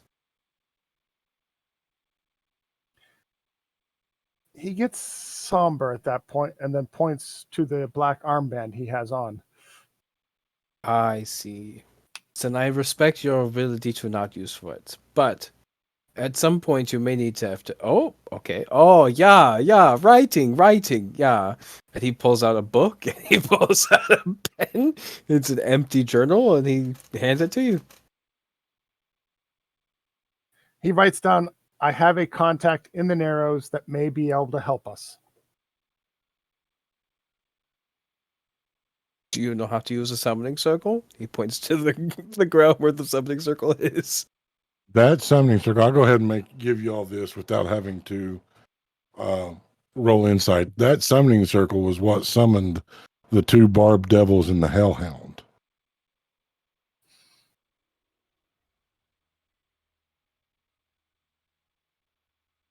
Wait, maybe we don't want to use that summoning circle. Yes, Would- and he's just right. He's good, right. We should head to Langerton. Would Esmina know the difference between a summoning circle and a teleportation circle? Probably. Draft. Yeah. Summoning circles draw something to a point. What you might be looking for is a teleportation circle, something that allows you to travel between two places. Yeah, that is exactly what I was thinking of. Thank you. That's a good correction. That voice, that familiar voice, that helpful voice, that guide that had led you through the trials, the individual stepping from the shadows, that beautiful black mask with the white filigree, the black gloved hands, the simple brown robes. My friends, it seems that there has been trouble. Yeah. And we have disposed of this trouble. You are powerful indeed. Did I hear that you needed to go to Langrenton? Yeah. I can assist with that.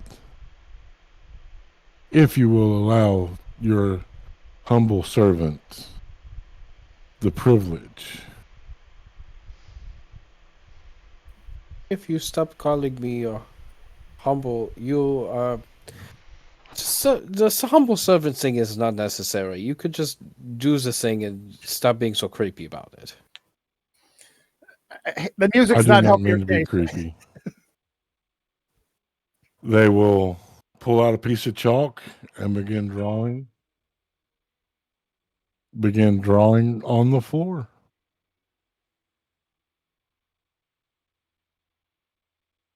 This will take you to the teleportation circle in the library in the Narrows.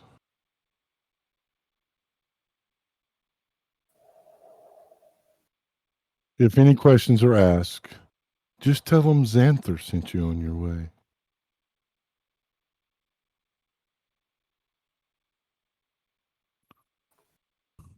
But okay, if everyone else is in agreement.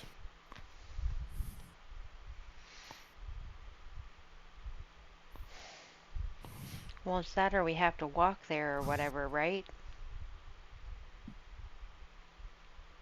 How many days' journey would it be on foot? It is 4 days' journey, which I will gladly stop what I am doing and allow you to take that route if that is your heart's desire. I seek only to add expedience to your trip. As long as there's no favor involved and you're doing this out of the goodness of your, quote, humble servitude or whatever, end quote, then yeah, I'm not going to turn down you doing some magic to make it so that I get to language any faster. I assure you, my intentions are pure. I'm sorry, Tyr. The music in the background is not helping your case at all. And the tone that he said it with. Oh my God. I know that insight is not a lie detector, but I would still want to insight check. Okay. What are you trying to get? What are you trying to get? She a read just on? wants to see if he is being truthful, basically. Like if she, any actually, would you? I don't know. Hold on a minute.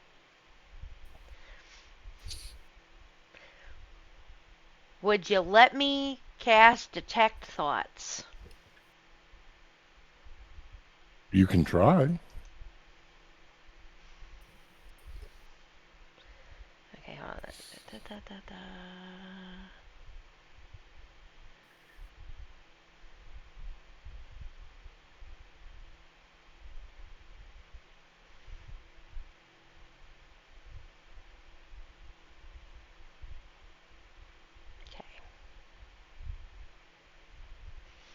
Okay, yeah, she's going to, I'm going to spend the 2 sorcery points to do level 2 Detect Thoughts. So it's a subtle spell. Okay. Is there a DC? It's a DC of 15, Wisdom.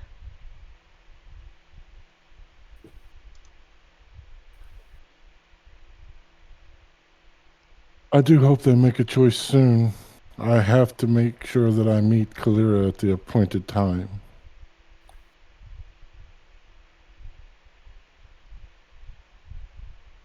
Okay. She's gonna sit there for a second. She's just gonna ask him, who's Kalira?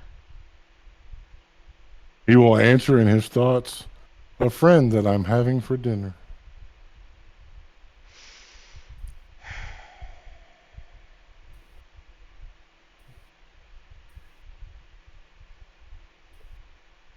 So yeah, we're going to use this nice. I'm not sure if I could tell by the mask, but I'm going to use some man sings, if that's okay with you. I am he. Thank you, thank you. I say we use the nice man's teleportation circle and we figure out everything else afterwards, yeah? Fine. Just Thank on the you. record, I don't trust this. It's the teleportation circle? He's being honest. Yeah, you wouldn't send us somewhere bad, would you? You're our humble would I? servant, right? I live to serve. I want nothing more than you accomplish that which you've set out to do. Yeah, Kilvashka, yeah. And you are sure there will be no issue with us arriving unannounced through such a thing? Just tell them that Xanther sent you on your way. I take it they know you there then. Yes, yes.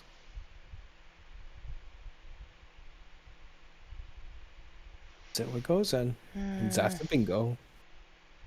He continues drawing out the summoning circle, humming softly to himself,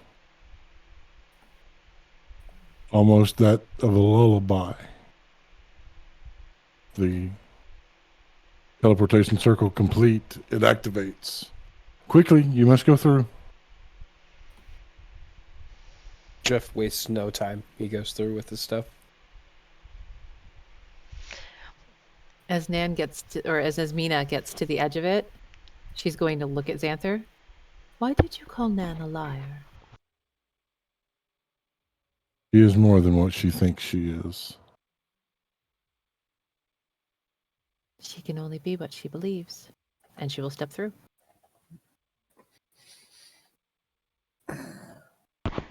Brika will step through, but right as she's going through, she's going to like look back at Xanther, and she's just gonna kind of give him like one raised eyebrow, and then step through. Making sure Laz is going with us. Sarek will fall in last. He's not even going to look at Xanther. He's just has his head bowed in contemplation because he suspects this is not going to go well no matter what way they go. And you step through a brilliant flash of light. And this is where we take our last break. I knew that was coming. Hope you guys are having fun. I hope the audience is enjoying watching. We're going to take our last break, take 10 minutes, get our snickety snacks, our beverages of choice, handle our business. And we'll be back. Thanks so much for hanging out.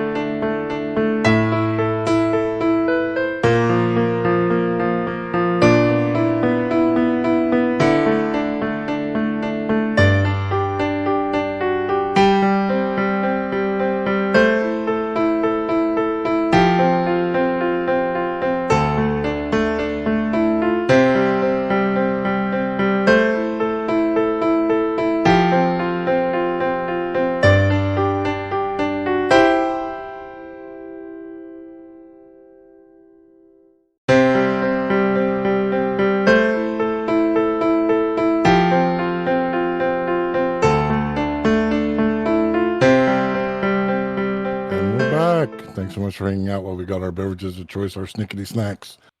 Something I want to bring up right quick. Two things I want to bring up right quick before we get going.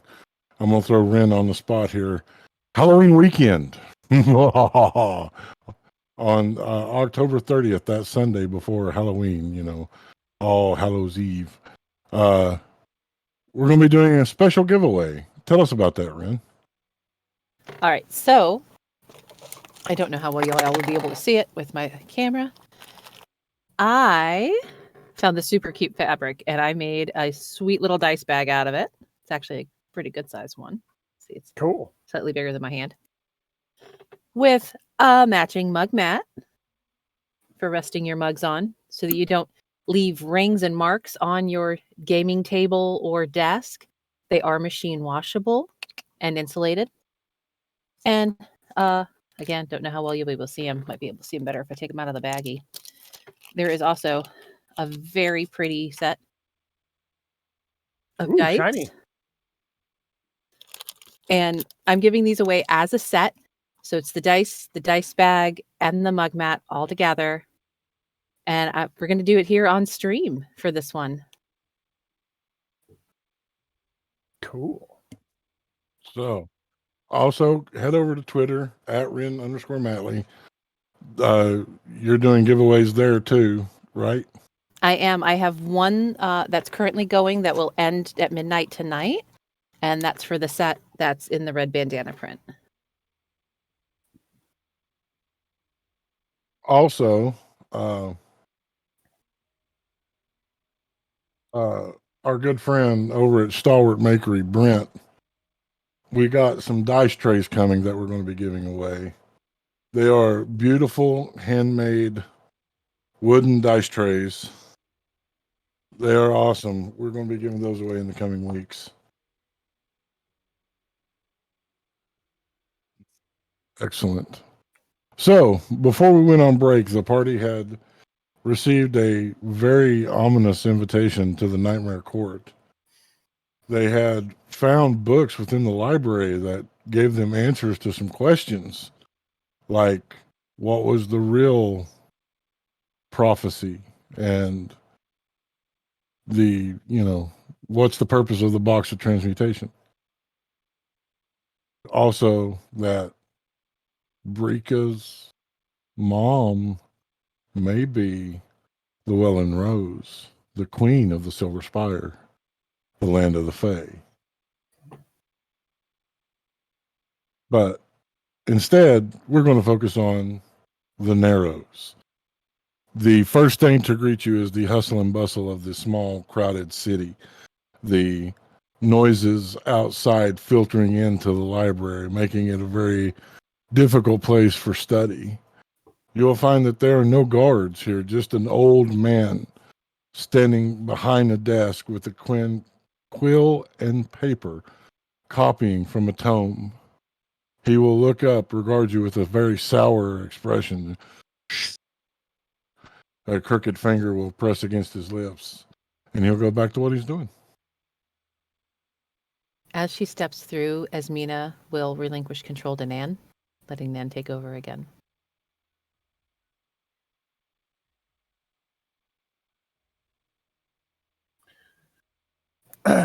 Look at the others and kind of shrug. Sarek just holds up his fingers to his lips and turns for the door. I think Sarek wants us to follow him, but to be very quiet about it.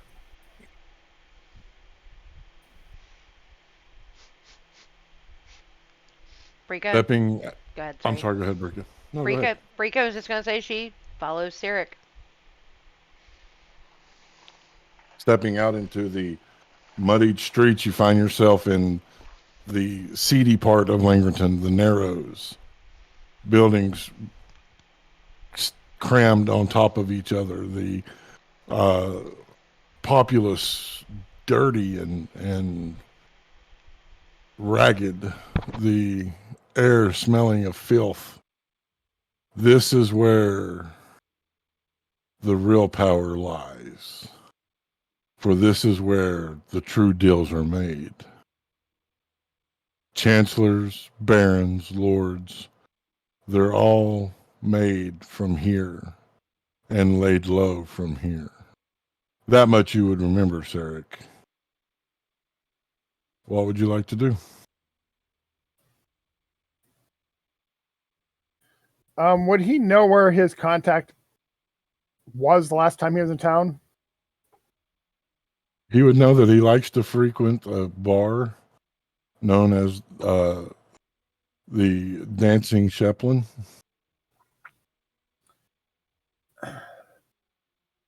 Is that the same bar? Yep. Damn it.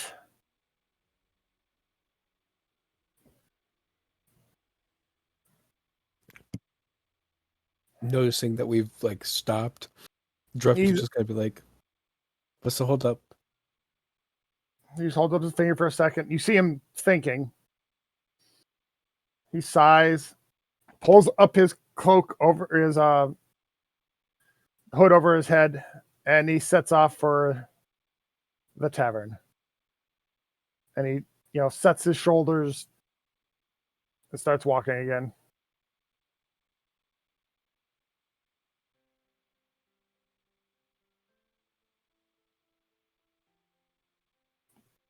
The rest of you follow? Yep. Yeah. Winding through the streets, you will be accosted by children running in circles around you, laughing and giggling before one of them will fall into you, Drift, and then they will all giggle and take off running. As soon as the kids start getting close, Nan's like going to put her hand on her coin purse and hold on to it. Mm-hmm. Yep. Sarek's been here before. He knows the game. Brika's just gonna be like, you're gonna want to check your pockets, Drift. Drift just checks himself, but also because he knows this gambit, he knows what's about to happen. He's gonna try and bump into them when they bump into him. I want to slide a hand whenever they're about to slide a hand off me. All right, go ahead and give me a sleight of hand.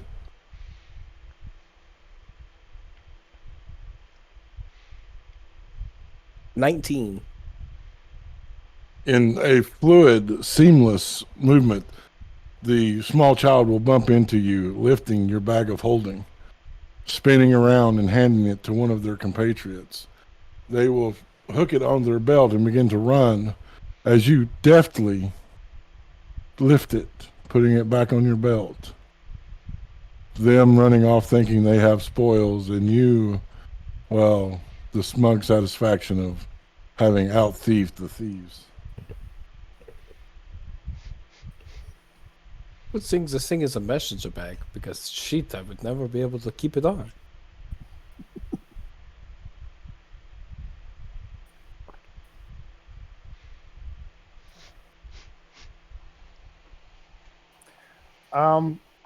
Says he has not relinquished the notebook or the writing utensil.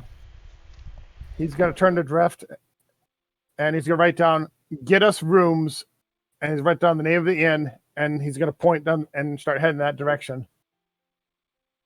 Oh, yeah, I'll do some talking. You just write down in the book what you want me to say, and I'll say it.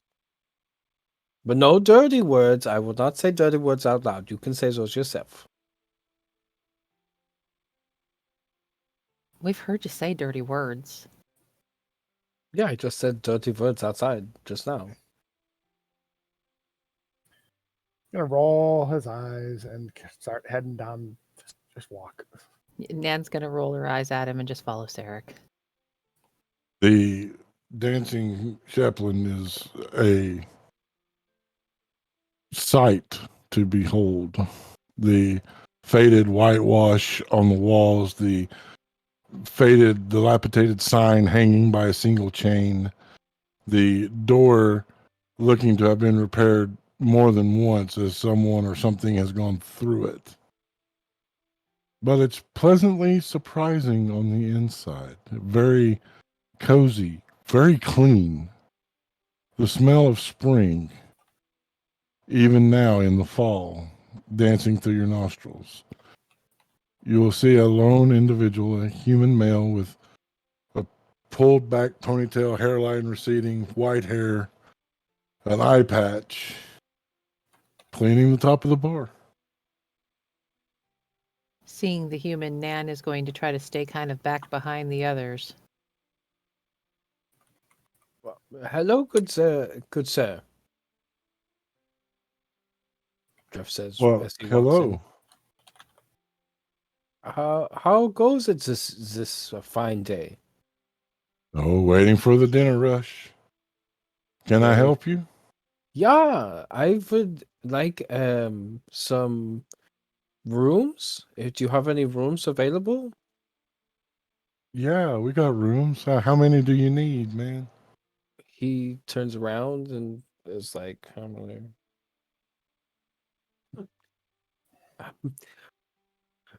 Sir, we would need 4 rooms, please. All right, man. That'd be 4 silver. Oh, very well, very well. Do you take and he takes out a gold. Does gold work for you? Sure, man. Sure. He puts the gold on the counter. He will put 6 silver on the counter and slide them to you, putting the gold in the box. Oh, please, please, keep the gold. Keep your silver. Keep your silver. I like to keep my coin purse just full of gold. Wow, man. Thanks. It makes it easier for the numbers, for the math and all of those things.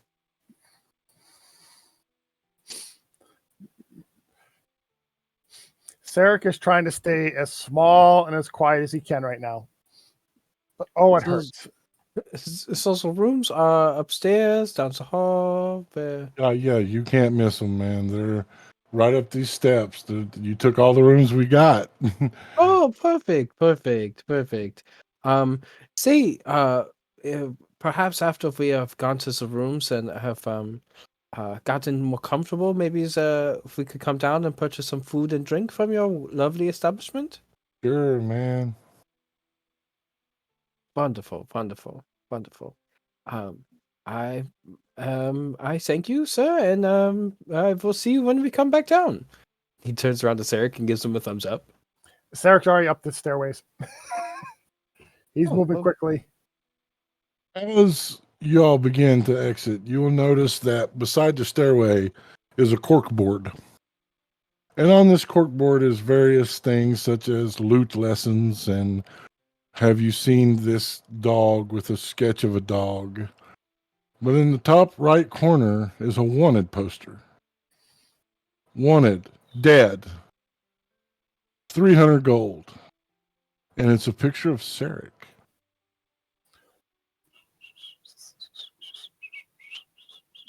Jeff's gonna Can we take not that whistle? photo down. Sorry. Yeah, Jeff's gonna take that poster down. Okay. As you take it down, it is so discolored. The parchment, the corkboard itself is discolored. You can tell it's been up there for quite a while. He'll just fold it up and put it in his pocket. And he'll go to his room. All right. You all find your rooms to be very clean. They're very simple, but they are clean.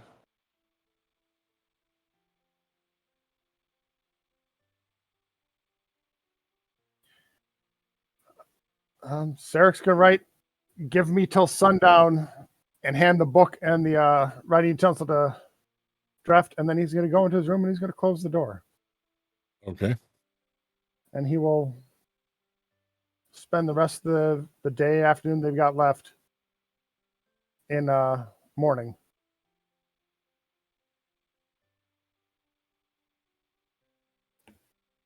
What does Nan do? Nan will go to their room and basically check through their things since they just walked through a kind of shady looking area, make sure that everything is accounted for. Once they've confirmed that, she's probably going to sit down on the bed,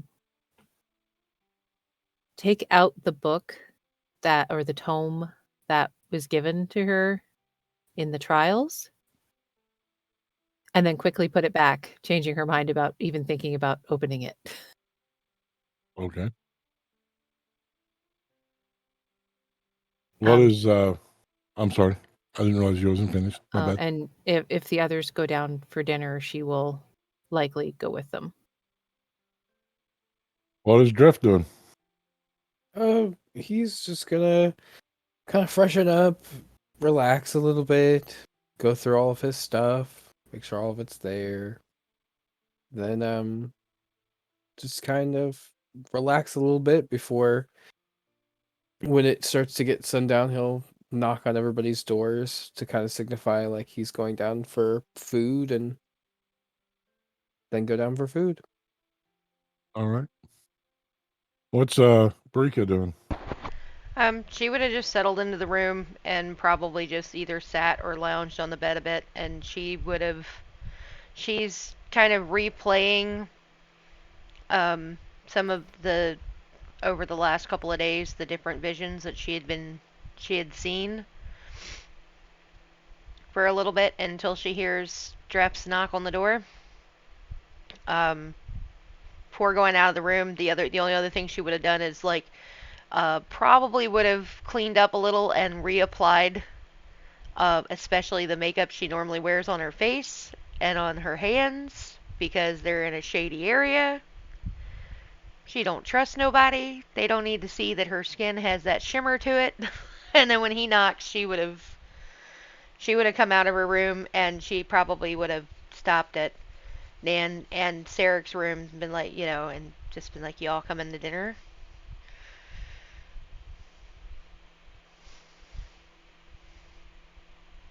I'll come along. She would have tapped at Sarek's too, and Sarek, are you going to come eat with us? Yeah. He'll open the door and he'll step out.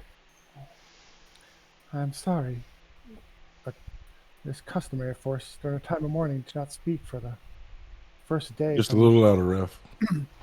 I'm sorry. It is our culture and custom to not speak for the first day of mourning for someone in your family. We are a warrior people, so we make compensations for those trying times, but when we can, we try to follow those traditions. It is now dusk. We should go eat, but let's find a quiet, dark corner. I'm not looked upon favorably here by the city guard. Oh, you mean this? And he'll take out the folded piece of paper and hand it to you. He'll open it up. He'll look at it. Wow, I was much younger then. And he'll show it to you. Only 300 gold. Yeah, I thought that was a bit low considering how I've seen you in the fighting pits. That was much later. Mm. Yes, there was an incident here a long while ago. But I do have a contact here. He should be, well, at least used to hang out here. It's been a long while since I've been to Lingerton. I'm looking for an Ilya Crimsonheart. He's a smuggler here in the Narrows. He may be able to help us get to where we wish to go. But we need to discuss where it is we wish to go. Shall we head downstairs and get some food? Derek, if you are a little bit of wanted around here, I think I might be able to help you. It's going to take me a little bit of time, and it's probably not going to be my best work, but I can at least give you something gnarly looking to give you more or less of an appearance of yourself. He just raises an eyebrow at you. So skills of disguise, I bought the disguise kit. You remember, all of you got really weird when I bought the disguise kit, the poisonous kit, and all of the things that would be necessary for me to operate. I am not wearing a mustache. Oh, I don't have to give you a mustache. I don't think that I didn't think that Dragonborn could even grow a mustache with the hair and the scales. That would be much more attention grabbing than anything else. A Dragonborn with a mustache. Very well, it won't take long. It'll be a while before he shows up anyway. The darker parts of the arrows don't come out till later. That's fair. Couldn't we just paint you up like, and she'll kind of nod toward Brika. Yeah, that's the idea. It's kind of something very similar, very hushed tones, maybe a different marking. Maybe I give your scales like a little eye in there. You look like you're a little polka dotted, a little parked, you know. Give you a gnarly scar from the top of your corner of your head to the bottom of your mouth or something. I don't know. A polka dotted dragonborn. That might not be as sneaky as you think, but we should try it your way. Okay. We don't want him to stand out or be real noticeable, right? Well, we just don't want him to look like he looks like now. Well, you don't want him to look like him, but you also don't want him to draw too much attention. Mm. You go making him polka dotted, he'll sure to get noticed. I'm not going to make a polka dot. It's just. Anyway, come with me to my room. I will park you. And yeah, if he follows, I'd like to do. I don't know what check that would be to paint him up. Oh yeah, bless my. Let's see, I get with the disguise kit. We'll give that an extra. That okay. I don't know if Brika could help with that or not. I mean, she does her own disguise, so. Oh, don't you worry. I rolled a natural 20 Oh. plus the 4 plus my proficiency because it's with my disguise kit and I am proficient in it for a total of 27. All right. It looks good. Oh, even I wouldn't be able to see you on the street. Now you don't have to wear a hood.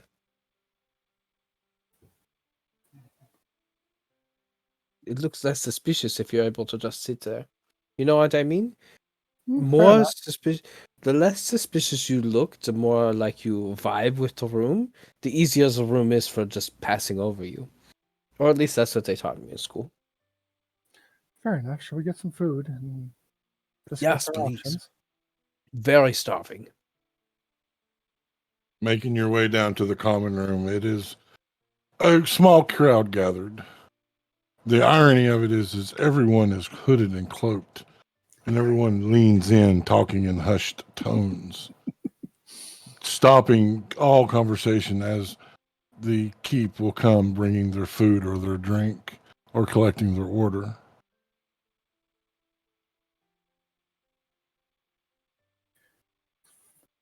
I would say find a table in the corner, but I suspect that one's already taken. Yeah. Yeah, you'd have to bring your own corner to get a corner table. Mm-hmm. Yeah, Sarek will find us a table and we'll sit and like the rest, pull up his hood and start talking hushed tones with you. The silver-haired barkeep will slide up. Hey, y'all, like, what do you want? Do you want, like, some food, some drink, Yeah, that's too. party the- favors? Like, what are you down for, man? Just some food and some water would be just fine. Some of your whatever you have on cask. Right on, man. Some food. Do you have a menu, or is it just the one dish you've prepared for the night? It's usually the one dish we prepare for tonight.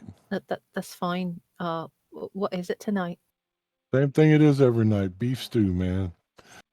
Beef stew sounds absolutely perfect. Do you have ale? Yeah, man, I got ale.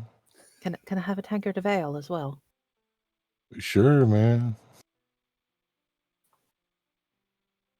Look at you, Brika. You want anything, man? Stew and ale sounds fine to me too. Awesome, man. And they'll walk off. They'll be gone for a few minutes and come back with stew, heaping platters of meats, cheeses, and breads, uh, fresh vegetables, fresh fruit, cream, an assortment of wines, ales, and beers. Set it down, turn around, and walk off. It's apparent they forgot what you ordered, so they just brought whatever.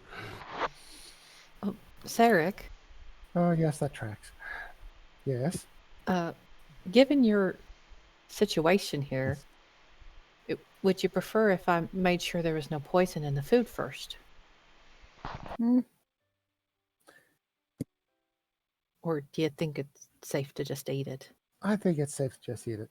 We're just Well- new in a town, and I doubt they've spotted me yet. Besides, it's the city guard that wants me, not the locals. At least last I knew. Oh, that's good to know. Random thoughts, since I really couldn't speak, but I was able to listen a lot. We know the locations of 3 stones so far. A 4th stone is rumored to be here in Iron Sage, possibly here in the Narrows. Should we be talking about this down here? We're talking very quietly, like everyone else. And our dear friend Brika should be able to spot if any unseen intruders are listening in. She has, while you were talking, she has reached over and like pulled the bowl of cream in front of herself and was basically sitting there just eating cream. And when you say that, she's like, "Oh, yeah, I can do that."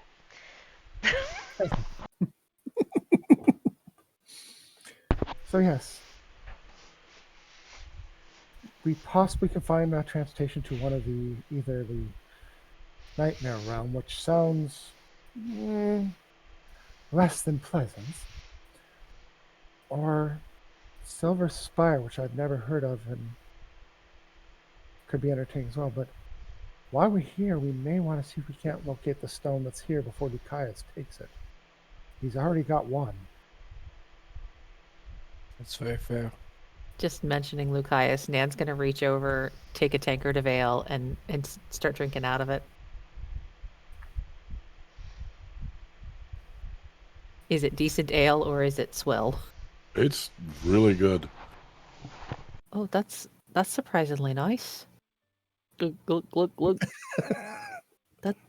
That's really nice, honestly. I wasn't expecting that. Just after the couple of days we've had, kind of wanted a drink. Fair. Yes, it has been a rough few days. I'd rather not. Anyways, we have a mission and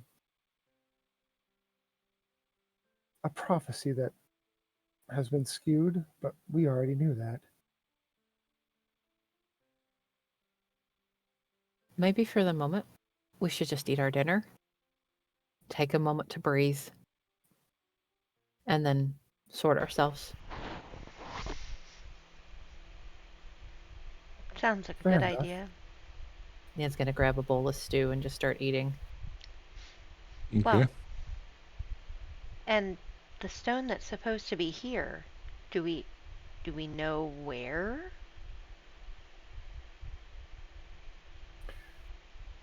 No, but my contact might have a rumor, an idea, or a thought on that one.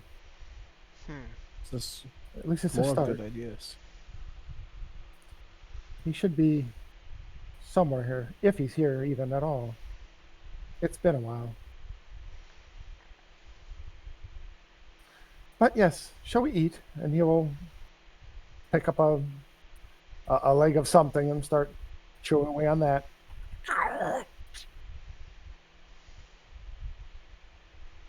And so you all eat a full, filling meal, delicious, delectable food.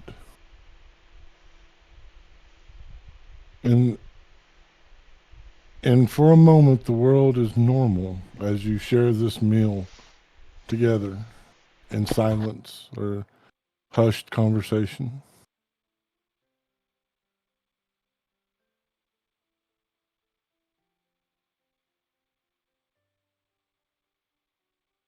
Time passes as time does.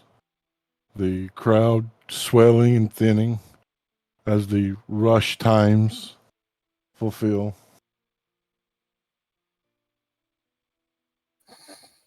Give me a Constitution saving throw, Nan, Oh yeah, since because you Nan's mimed that you continued drinking. Nan's probably on at least her second ale at this point. We're gonna roll this one.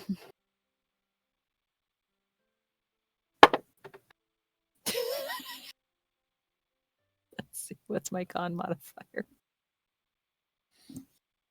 12. You're buzzed, feeling a little tipsy. Just gonna keep Oh. drinking. Regrettably, we're going to have to call it here.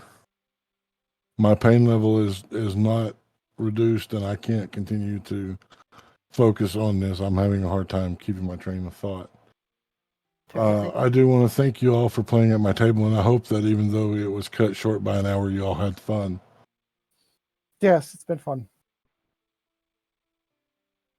And I want to thank you for the audience for joining in.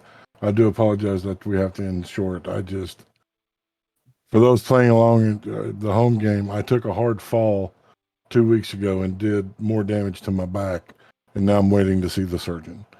So, fun times. But yeah, let's remind people who we are, where they can find us, and let's get out of here. Greetings, gamers. I am Raph the Mad, and I have been the voice of Sarek the Morning. And you can find me at BRK Dragon 13,000 on Twitter. Hey everybody, I'm Ren Matley. I was the voices of Nan and Esmina. You can find me over on Twitter at Ren_Matley. Hello, everyone. It's me, Patrick, the voice of Draft Vitakin, and you can find me on Twitter at Peculiar Patrick. Hey guys, this is Ames. I was the voice of Rika, and you can find me on Twitter at LollyG5O. And I'm Tier the DM, world's okayest DM.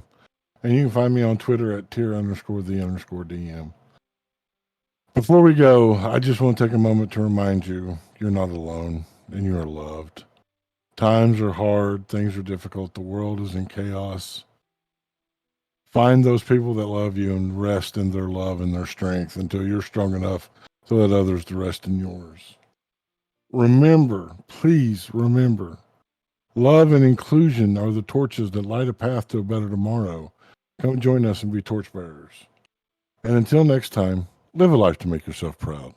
We love you guys.